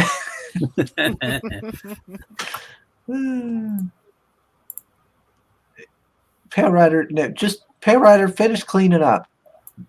You do not draw that, Pale Rider. No, that's gross. See, Stop even it. Chris Fisk is like, "What the fuck? They burned Asterix?" Yep, they burned Asterix because they said that some of those old comics were inappropriate. Said they had gay jokes and they had like racist joke. Lucky Luke too, and it's like, the fuck, dude. Just imagine that. I mean, 1984. of all places in Canada, which we all thought was like the progressive, chill little brother of the US, and they go and they start burning fucking books. Yeah, What? because we got infected by the the UK Commies. SJW, And It's the reason why fucking they did that comics, man. is because they used to make fun of Indians. Yeah, but they used to make fun of everybody. That's the Yeah. point. Lucky It's Luke. like Lucky Luke is it's a parody of Yeah. cowboys. Mm-hmm. I mean, they make fun of the whites. They make fun of the natives. They make fun Yeah. of like everyone. Everybody's a Everyone. puppet. Yeah. Just Yeah, look at the everybody's a faces, target. like You yeah. equal opportunity at being laughed at. I always say that the most painful thing of being an SJW has to be like the total lack of sense of humor. Dude, with everything that's been happening, that burning stuff and a few other things that I won't get into, made me want to leave my country. I used to love being Canadian, love my country. Don't I understand that? I've been actually actively planning to leave Spain and I don't know, go to like maybe Mexico or something like that. You're not the only one. Not looking at Mexico though, but yeah. Pops is with us. He says, "Did you guys break Facebook? We made have. Yeah, that and Instagram. Well, I mean, you got Canales here, me, Sim, Artemis. There's just so much testosterone and male sex appeal here that and no just too much for conformity. Facebook. We resist. Oh, Soul's saying to me, he says, my referrals have Necromancer in there. More Sugar Rush. Oh, really? Let's scroll up and see. Hey, we got another one. Yeah. 2%. Awesome. Let's see. Mr. Fisk is complimenting Sim's book collections. Mr. Fisk, other Chris, he says Sim always has such sick book collections. I'm not just a comic book creator. I'm an actual comic book lover. Sim has an excellent taste because he's like right in the crossroads of Americans and Europeans and UK comic books. Like he knows a bit of everything. That's why I think he has such a good taste in comics. Thank you. Well, I've always said it that I've always found myself lucky that where I am, like especially in the '90s, because not before, but in the '90s, it's like I'm in the middle of everything. So we had access to European comics, American comics, manga. So I was exposed to everything as a kid. Like I grew up watching Captain Harlock on free and Grant Dyser on TV. Soul says to you, Sim, you said no homo too slow. It's once fast and that's it. You don't drag it. No. That sounds gay. We had Dragon Multimedia LLC with us. Says, hey, chat. What's up? Hello. You also have Rich Ayala that joined in. I don't know if you saw that one. Oh, yeah. Roach Balls. Yeah, I think I've seen one of his cats. Is that a drink? No, it's what he's working on. No, you said Rich Balls. Is that a drink?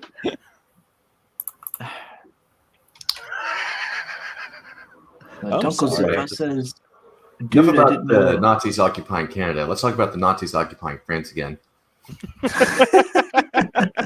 I mean, could you tell Isn't the it the difference same thing? anymore? Yeah. How would you tell the difference? Now this gentleman here, he seems to have had it pretty bad, but I don't see any wounds on him. Did France just surrender? Did he just give up? They always do. Yeah, maybe it's playing dead. By the way, I just backed it. Nice, thank you. Merci. Right, almost. Yeah. De nada, mi amigo. So you see these guys, the onks on their faces, they're like the Wehrmacht soldiers. Mm-hmm. Over on the next few pages, you'll see the SS, or their version of the SS.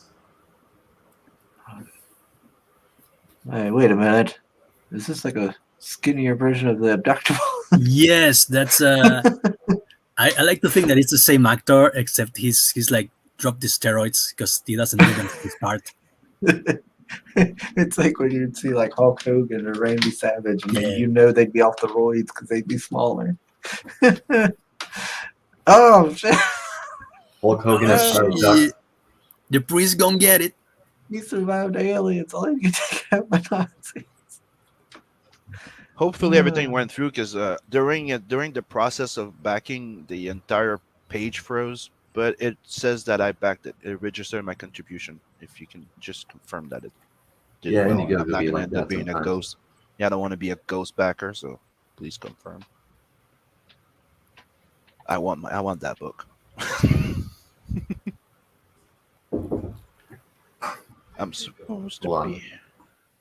Yeah, I'm eager to keep drawing it now. Like I've been looking at the pages, and I really wanna get over with what I'm doing. Not that I don't like what I'm doing, but I wanna draw more from this universe. Here it says I should be backer number 6. That man is not happy. He's like, ugh. All right, French. internet's having issues today.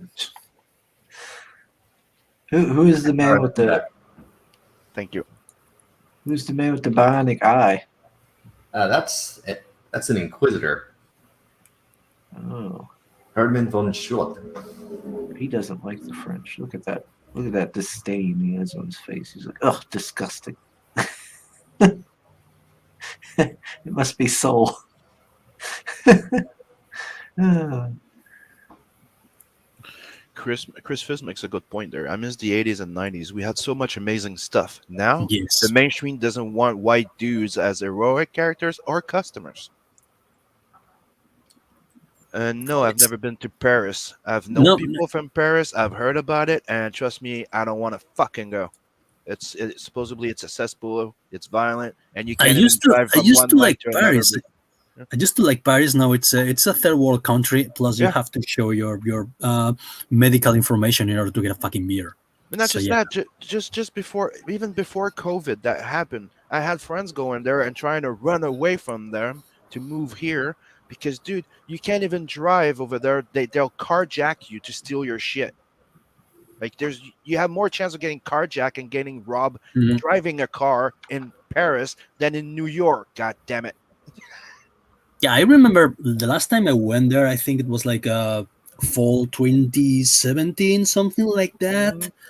And dude, I remember entire neighborhoods being turned into. It's pretty much like San Francisco, like Yep. these shanty towns of like camping tents and shit, and people living on the streets in sleeping bags, mostly of African descent, I might add. So it's It's pretty turned into a disheartening. city of degeneration. Yeah. Degenerates, whatever. I mean, like entire neighborhoods as far as the eye could see. Paris has like one big pile of metal that makes it famous. What's the big deal? Okay, so we're getting sidetracked again.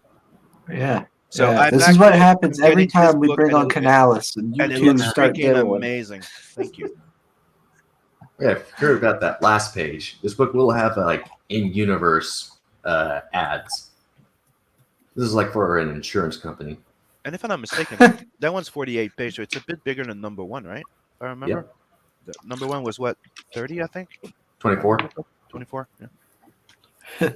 Demons infesting your house? Call the necromancers.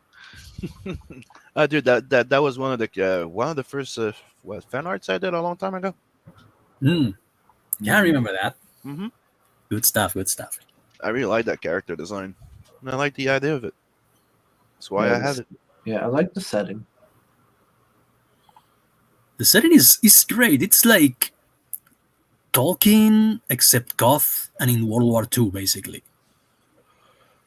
Like we have orcs and goblins and zombies and shit and magicians, but it's like set in an alternate world, and they have like 1940s technology, like but diesel punk stuff like that.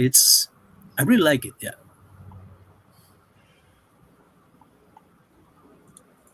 Let's see what the chat's saying. Okay, I don't think I missed anything. If Instagram was up, we could also take a sneak peek at the cover too. Oh, okay, where's the? Well, it's not. And you only have 2 tiers too. Oh, Yeah, one for digital, one for the physical and the digital book. is there a way to get the tombstone? Do you have add-ons to have like a double book or number 1? That's what I was going to. Well, I didn't add like Tombstone Blues on there because you can already get it on Indie Planet. Oh, well, folks might not know about that. Or it might give them more incentives to back 2 books with shipping. Oh, This, but it's true. You have it on Indie Planet. Is it just digital, or it's you can get them printed? Yeah, you can get that print too.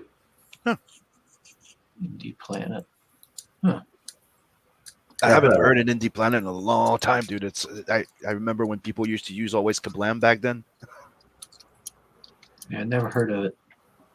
It's associated to Kablam, so you could print with Kablam and send them to Indie Planet after for sales. Okay. And Kablam Yeah, used they're to do good. fulfillment services too. That's what Kickstarter comic book used to use all the time before. But we got upgraded. So all the colors are done by Canales too, right? Yep. Canalavision. Yeah, I didn't read that before, but I like the term. From now on, whenever I do something in color, I'm gonna call it Canalavision. Yeah, so as long as you don't remove the C. Oh, yeah. Thinking. Because it's like anal, right? It just goes with everything that's been saying in the chat. I'm trying to figure out if that's not what the joke came from. That's the joke. I like all this here. The zombies and like the. Looks like he's got the what do you call it? Sensor or incense, like the burner. Yeah. Censure. Yeah, and he's up on top like a half track. That's cool. It's very Warhammer-ish. It's like a character from Warhammer 40k. Some religious guy on a tank preaching to like an army of zombies. Come on, that's fucking badass. Yeah, that guy is awesome. I'm wondering about these characters though. I ain't seen these. I don't think have I seen these before? I don't think so. Yeah, those are Black Reavers. They're kind of like the coronates of this thing. Oh, okay. I think they fulfill a function similar to the Dothrakis in Game of Thrones. They're like this looming threat of like armored demonic warriors in the wasteland. Okay. And we got some paratroopers. Yeah, those are Janissaries. And then we have our main character. Yes, Necromancer Praetor Pierre Moriarty. Rocking the tricorn and the like a kind of modified looking plague doctor outfit there. That is cool. Design's kind of inspired by the Marquis. It's a great comic book, by the way. That. We also got cameos in what are they called? Anyway, there's Project Melody in the background. Dead Bits. I like that. Yeah, that's a virtual cafe. How's the site the internet called in this universe? It's got a name. Arcanet? Yeah, the Arcanet, that's it.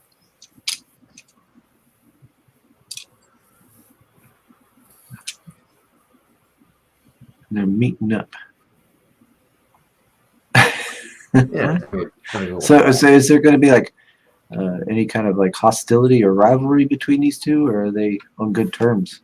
Yeah, mostly. Maybe I like the fact that the answer They is like, tolerate each other. Maybe a little bit of religious friction. He's like, gosh dang it, Pierre. It's like, I'm over here trying to look at the internet booby girl. yeah, but he seems tied up there, no? Oh no, that's his belt.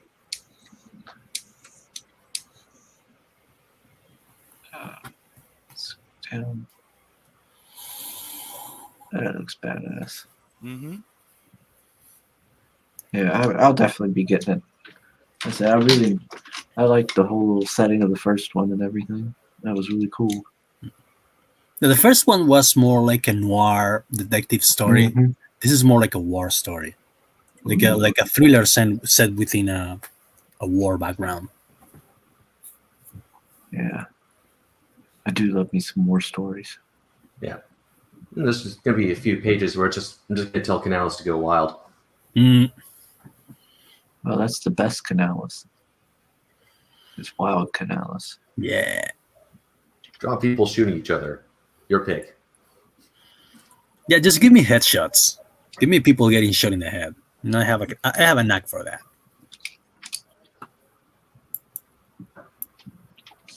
Johnny Cage says necromancers get a bad rep. If the dead person is not going to use the body anymore, what's the harm? See, Johnny Cage gets it. No, that's What's wrong heresy. What's wrong with a little bit of zombies? You'll have to read Necromancer to find out. Because there's actually a good explanation for that. Yeah, Tombstone Blues. There's. Mm. They're not using them.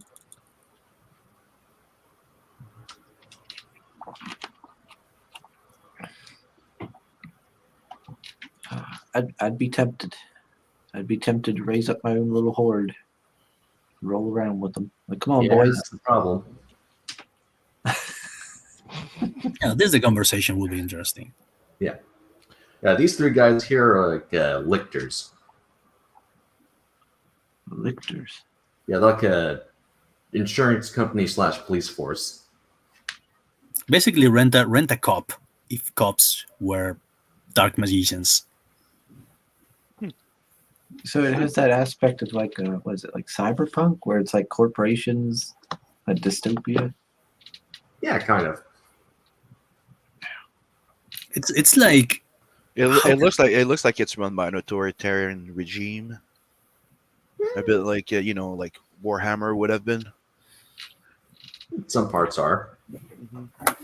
yeah, it's there, I don't think there's like an easy and quick way of explaining how the world of Necromancer is, but yeah, it's like basically a perpetually warring world divided into several like authoritarian, so to speak, factions. And some of them are really, really theocratic. Others not so much. Like there's like more libertarian, like how do you pronounce that, Jacob? More libertarian what? Like the French equivalent. Oh, of, like change the name to Aquitaine. yeah. Well, basically that's. But yeah, there's like I don't think there's like a one good faction like in Warhammer. You're hard pressed to say which ones are the good guys. But they're all interesting, and most importantly, they're all awesome to draw. So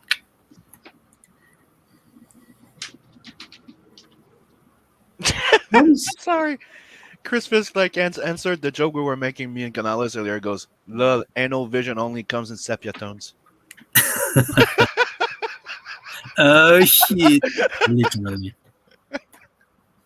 Now this lictor on the left. Yep. I see he's got like a handle like a sword there, but is there something wrapped around his sword? Yeah, that's like a ceremonial fasces. Yeah, it looked like an umbrella or something. It's like No, they- basically a ceremonial sword, magical sword. With much of. Well, those are actually shock rods wrapped around it. Because in ancient Ooh. Rome, you also have lictors who carry around like a bundle of sticks and an axe. So that, the sticks would be used to beat people up, and the axe would be used to execute people. Cool. There's a large, one more bulky gentleman on the right. Yep. He doesn't get a fancy sword with a bunch of sticks. He just Yeah, gets he a gets a- gun. It's a Lightbringer rifle. And it looks like it has a grenade launcher on it. Yeah, looks like it's an underbarrel launcher. Yeah, I'm of the Beasley mindset that your guns can never have too many barrels. Mm-hmm. Yeah. Most, these guns are called Lightbringers. That's their word for lasers. Or las guns. Oh, okay. Most of them are like artisan crafted. So they're usually all unique. Yeah, the technology is like somewhere in between like Cyberpunk 2020, World War II, and 18th century France, something like that. Like I think it's kind of like the Dark Tower, which it's supposed to be a Western, but there's like futuristic elements and then some medieval elements as well. But something like that. Yeah. Lightbringers are also like technically magic weapons too. So that's why they're usually, usually special made to the individual. But the ones used by the January series, they managed to mass produce them. So they're all going to look the same.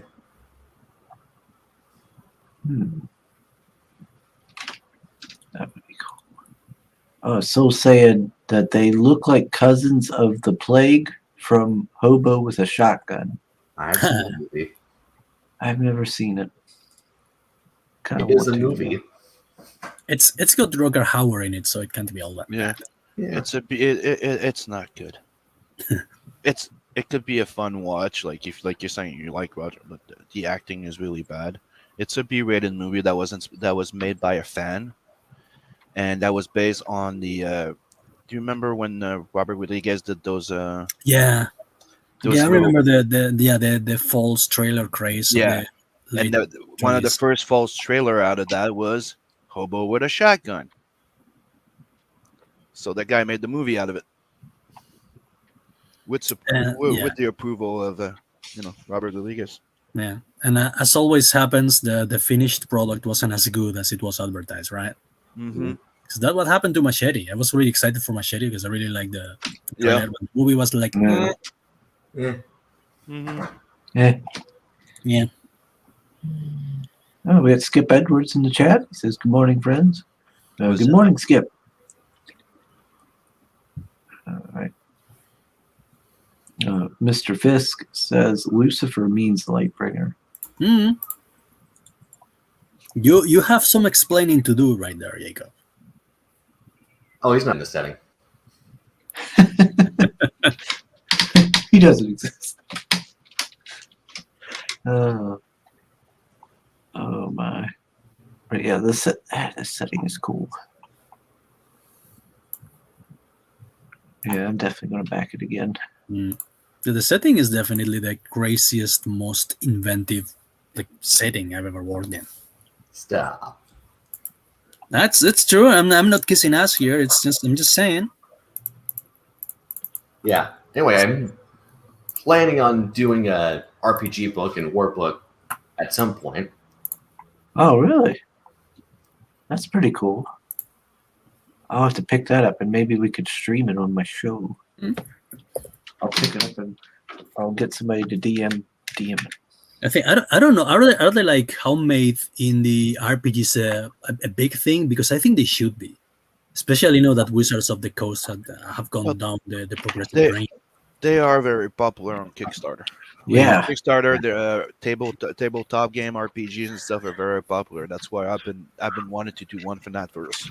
Yeah, since I started doing this whole Pathfinder stream on Irene's channel, I've been paying attention to the whole Pathfinder stuff. So I get recommended tabletop videos on YouTube, and a lot of those guys are doing books and stuff like RPG supplements for creatures and various things on Kickstarter, and they're raising like a bunch of money for them. I was like, wow. So yes, I say go for it. I say go for it. Me, You it's play one of the Pathfinder? Oof. Me, that's why I've always wanted to do it's a type of in between RPG like Pathfinder or and Warhammer, where you can create a collectible mini that can come with your books that you can play in a game after. Hey, what's wrong with Pathfinder? Actually, Mickey Mouse are OSR guys. my good friend Geeky Bugle and me on Twitter, when I was still on Twitter, had an idea to make like a war game, like a like an indie war game, like Warhammer, about different factions fighting for a planet. And, I don't know. I don't think that's ever going to happen. But the ideas were really cool. So yeah, I think indie tabletop needs more love. And yeah, we should probably get into it, like tabletop game or whatever, tabletop gate, RPG gate, something like that. That's what we need. Well, it needs one because that whole genre of that whole hobby has been festered. Oh shit. Okay. You have Soul saying Sugar Chris, and when they're on screen, a song by Power Glove plays, who also did the Far Cry 3 Blood Dragon soundtrack, which was a pretty cool game. Yeah, that's pretty fucking awesome. Very underrated. I remember the line in which the main character defends video games against Puritans, saying that video games actually enhance socialization and hand-eye coordination are actually good for the kids, and they're not like they don't incite kids to violence. Yeah, that was before 2012. So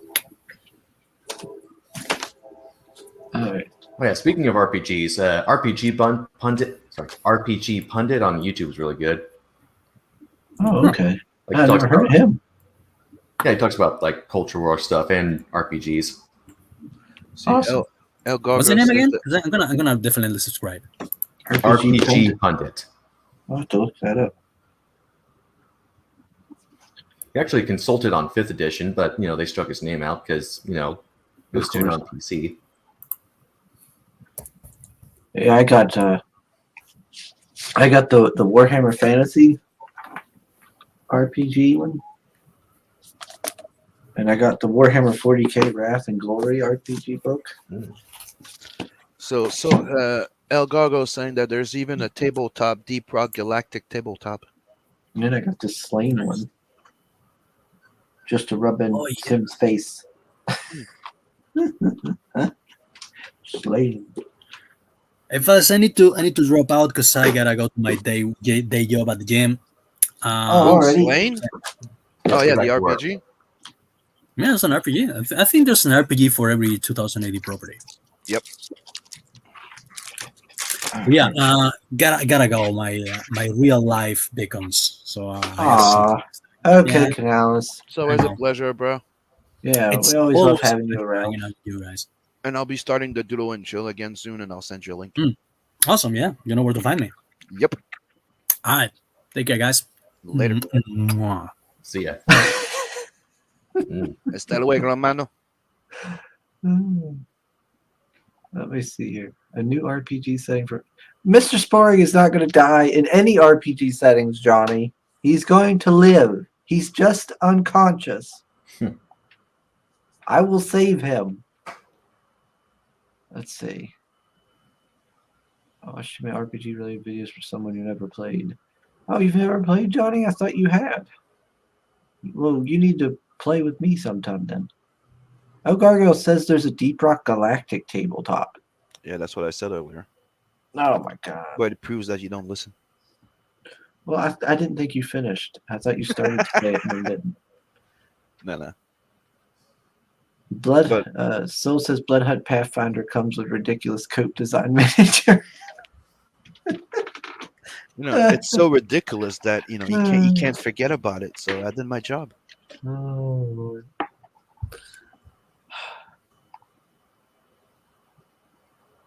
All right, let me see. Yeah, I think I will be adding like book 1 as a tier, like a collection. That would Probably be a good awesome. idea. Yep. Yeah, I think that would be a good idea. Because some folks coming in might not know about that Indie Planet thing. Mm-hmm. Like, I think I've heard about it, but I've never been to it or anything. I've Yeah. heard about it, knew about it a long time ago, but I never bought anything from them. There's one that had I don't remember which one it was. It was another website, and I'm like, oh, I'm interested in the book. It was Canales, I think, one of the books that he's doing. I forgot what's the name of it. There's a lot of them. Yeah, but he's doing a book by himself. What? Was it the Canales is doing a Decimators? book by himself. Yeah, it's on one of those websites there, but they were charging like $30-something shipping here, and I'm like, whoa, nope. Mm. So that might be Discrimination. No, what is it? I'll come back. Decimator? Yeah, the Decimators. Thank you. Like I wanted to order them, and they were charging like $30 each. I'm like, ow. Oh my god. Pale Rider, no, he's not already dead. Mr. Sporling is alive. He's unconscious. He's knocked down. The spider knocked him down. He's unconscious. And I'm right there at the spider. I think what he means that he's dead inside. And he might require a necromancer to bring him back.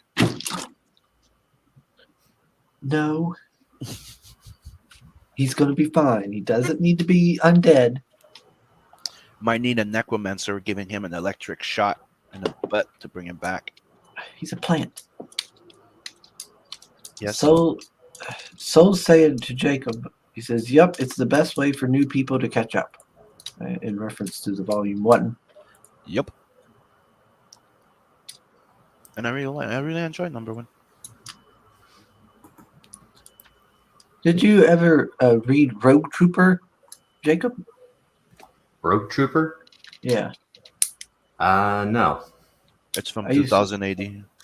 I used to have a bunch of those books, and these these designs and stuff remind me of like a cross between stuff from that and Warhammer. Like these guys remind me of something out of like Rogue Trooper. Might have been Canales' idea. But I did emphasize the Warhammer ideas with Canales, though. Mm-hmm. Oh yeah, you can see the influences, the grim darkness of it all. God's like, no, that's my weapon turn. He's like, it's ours now.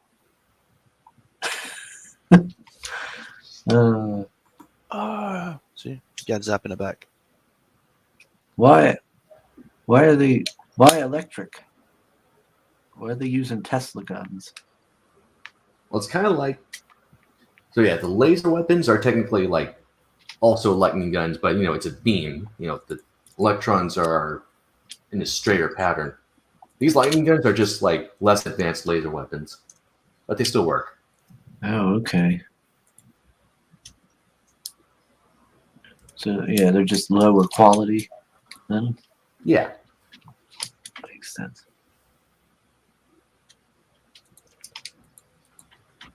Alright, Pet Riders still give me shit about sporting. I'm gonna ignore it. He's causing me to deviate from the path here.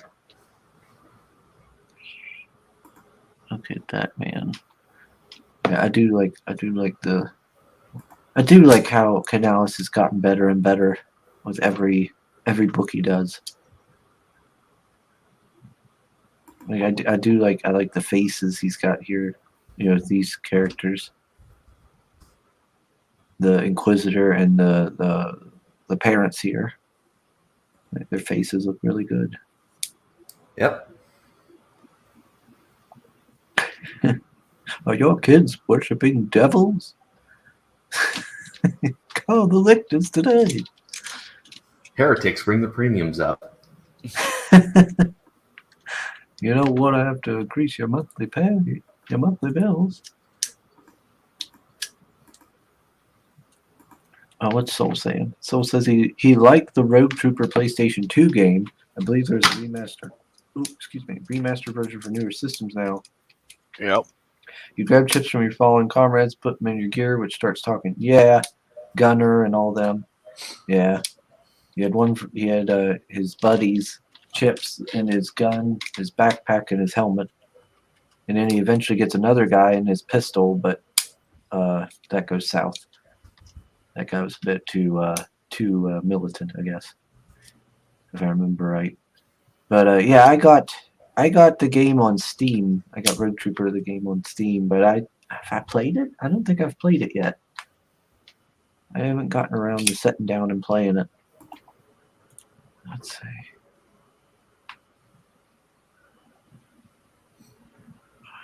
Yeah, that's cool. So will these Lictor characters come into contact with our other main characters here? No, this is just like a mid-book commercial. Oh, okay. We'll kind of get some tidbits about the setting. Yeah, just more expanding of the universe there. And the first necromancer, is he just making an appearance, or he actually part of the story? He just makes an appearance at the beginning and at the end. Okay. And are you How planning many- on doing each like a different character every book? No, I think the next book is going to be like Gregor focused. How many books are you going to do? Don't know. Probably going to be a continuing story. Just as many as you can get away with. Yep. Wouldn't Project Melody be heresy? It's like things we don't talk about. There we go. We'll let it slide. I'll be right back. All right. What's this ball he's got here? This ball of light he's like conjuring. It's a crystal orb. It's how you jack into the arcana. Oh, okay. It's kind of like scrying or something. Neat.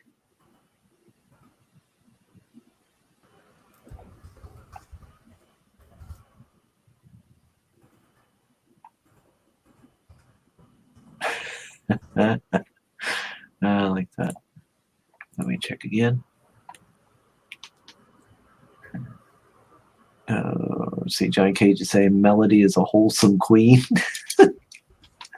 I don't know a lot about melodies, Johnny, so I can't really contest you there on that one. I'll assume you are telling the truth.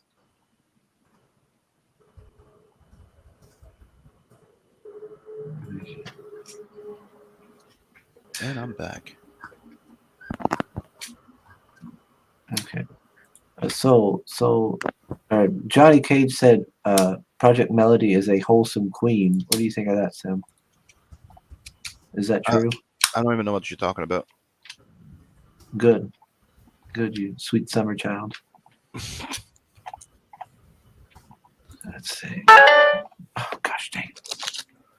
But I've heard a lot about Black Betty, though. Whoa, Black Betty. Oh, went up again. Yeah, I Didn't it? backed it. Oh, good. Now at 2%. Oh, it's a flexible goal. I didn't realize that, sir. Yeah, like no matter what happens, this is gonna get done. Even though I have to pay out of pocket. Okay. But you put the 8,000 goals, that's what you would need, like the bare minimum to get it done? Yeah. Okay. That's covered the cost, but everything's done already. That's pretty much it. Yeah, like the art, shipping, taxes. Well, maybe not taxes, but But but no matter if you make it or not, we're all getting our bets. yes. Okay.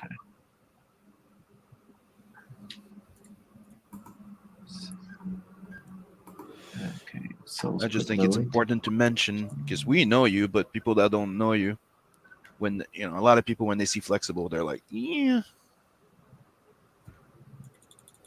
You're a little nervous. yep. Yeah, hopefully my reputation will precede me. For as far as fulfillment goes. Yeah, you delivered as promised with Tombstone Blues. Only a month late. Yeah, in the crowdfunding world, that's early.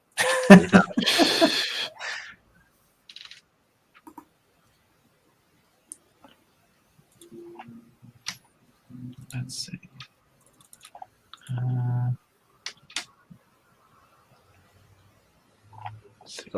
Chris, I'll remind you, we passed the 2 hours. Huh?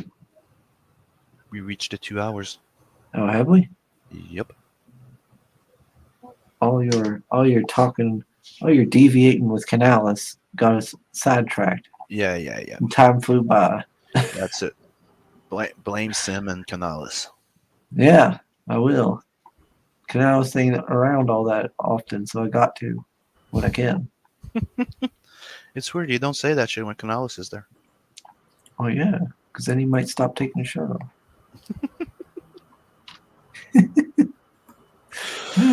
Yeah, I like that little phase there. That's like the nuclear family. A bit like it reminds me of a Fallout commercial.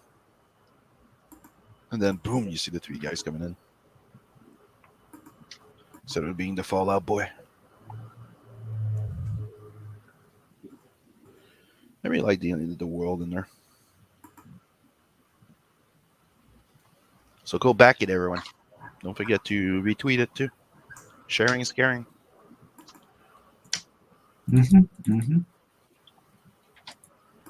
All right, Sam. I guess since it's been 2 hours, I guess we probably should start to wrap it up.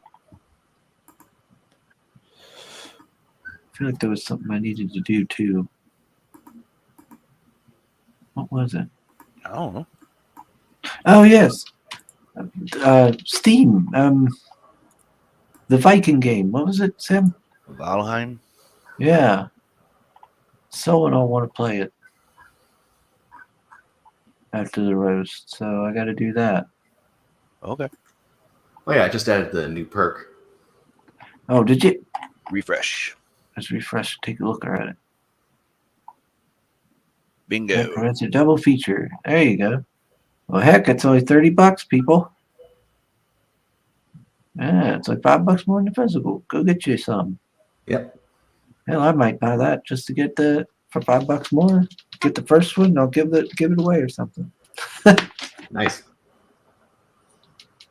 Well, me already back to 25 and I'm staying there. Damn it. What's another $30? Gotta replace the one that Sim took from me. Not including shipping though. Yeah, that's the thing. Is $25 is $50 for me. So it go. When I back books, it goes up fast. But I'm rarely disappointed. And Necromancer has not disappointed. Thank you. Let's see. So El Gurgo says there's a bunch of books I haven't gotten yet. Yeah, there's a bunch I haven't either. Yep. Let's see. El Gurgo says he got that game too. I guess he means the Viking game. Soul's telling you, Sim, feel free to join someday. I don't know. Giving you a Maybe. hard time about not playing that Viking game. I don't know. I'm busy playing Deep Rock Galactic. Soul calls it Deep Rock Galactic. To each his own. Oh. Maybe he's a closeted, dwarf fetish. All right, everybody. He's still got 56 days left. Let's see this thing get to 8K. It deserves it. It is awesome. I highly recommend getting the $30 double feature because Tombstone Blues was really cool. I really liked it.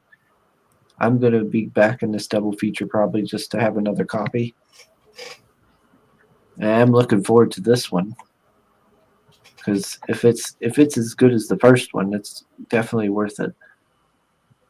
Because that first one was awesome. And look at these. Look at this setting. That looks so cool. Yeah, now it's double the size. So it's even better. Yep. Is it going to be stapled or perfect bound? Yeah, perfect bound. Even better. Like Tombstone Blues was.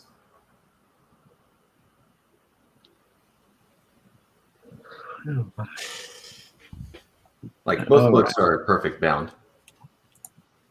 Was it? Let me go check. I thought it was saddle stitch. Said I thought it was saddle stitch. I'll go check. It's not. Tombstone Blues was a thick book, but the cover is high quality. Mm-hmm. I remember that it was really rigid. Yeah. Dude, that pile of freaking books is huge. Right, I gotta start taking off now. Alright. Yeah, we gotta wrap this up anyhow. But alright, everybody.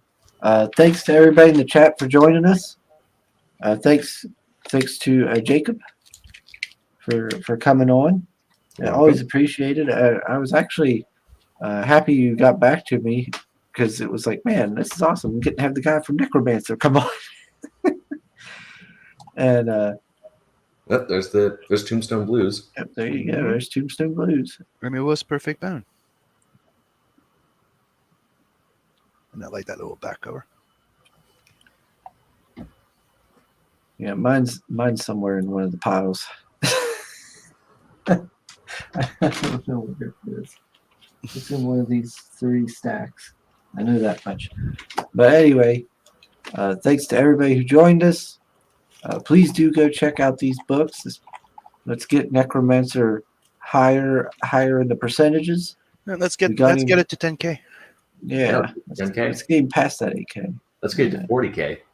Oh yeah. Let's go 6 figures. Why not? But all right, everybody. Thank you, guys. Me and Sim will see you on tomorrow for the evening roast. Laters. Later. See ya.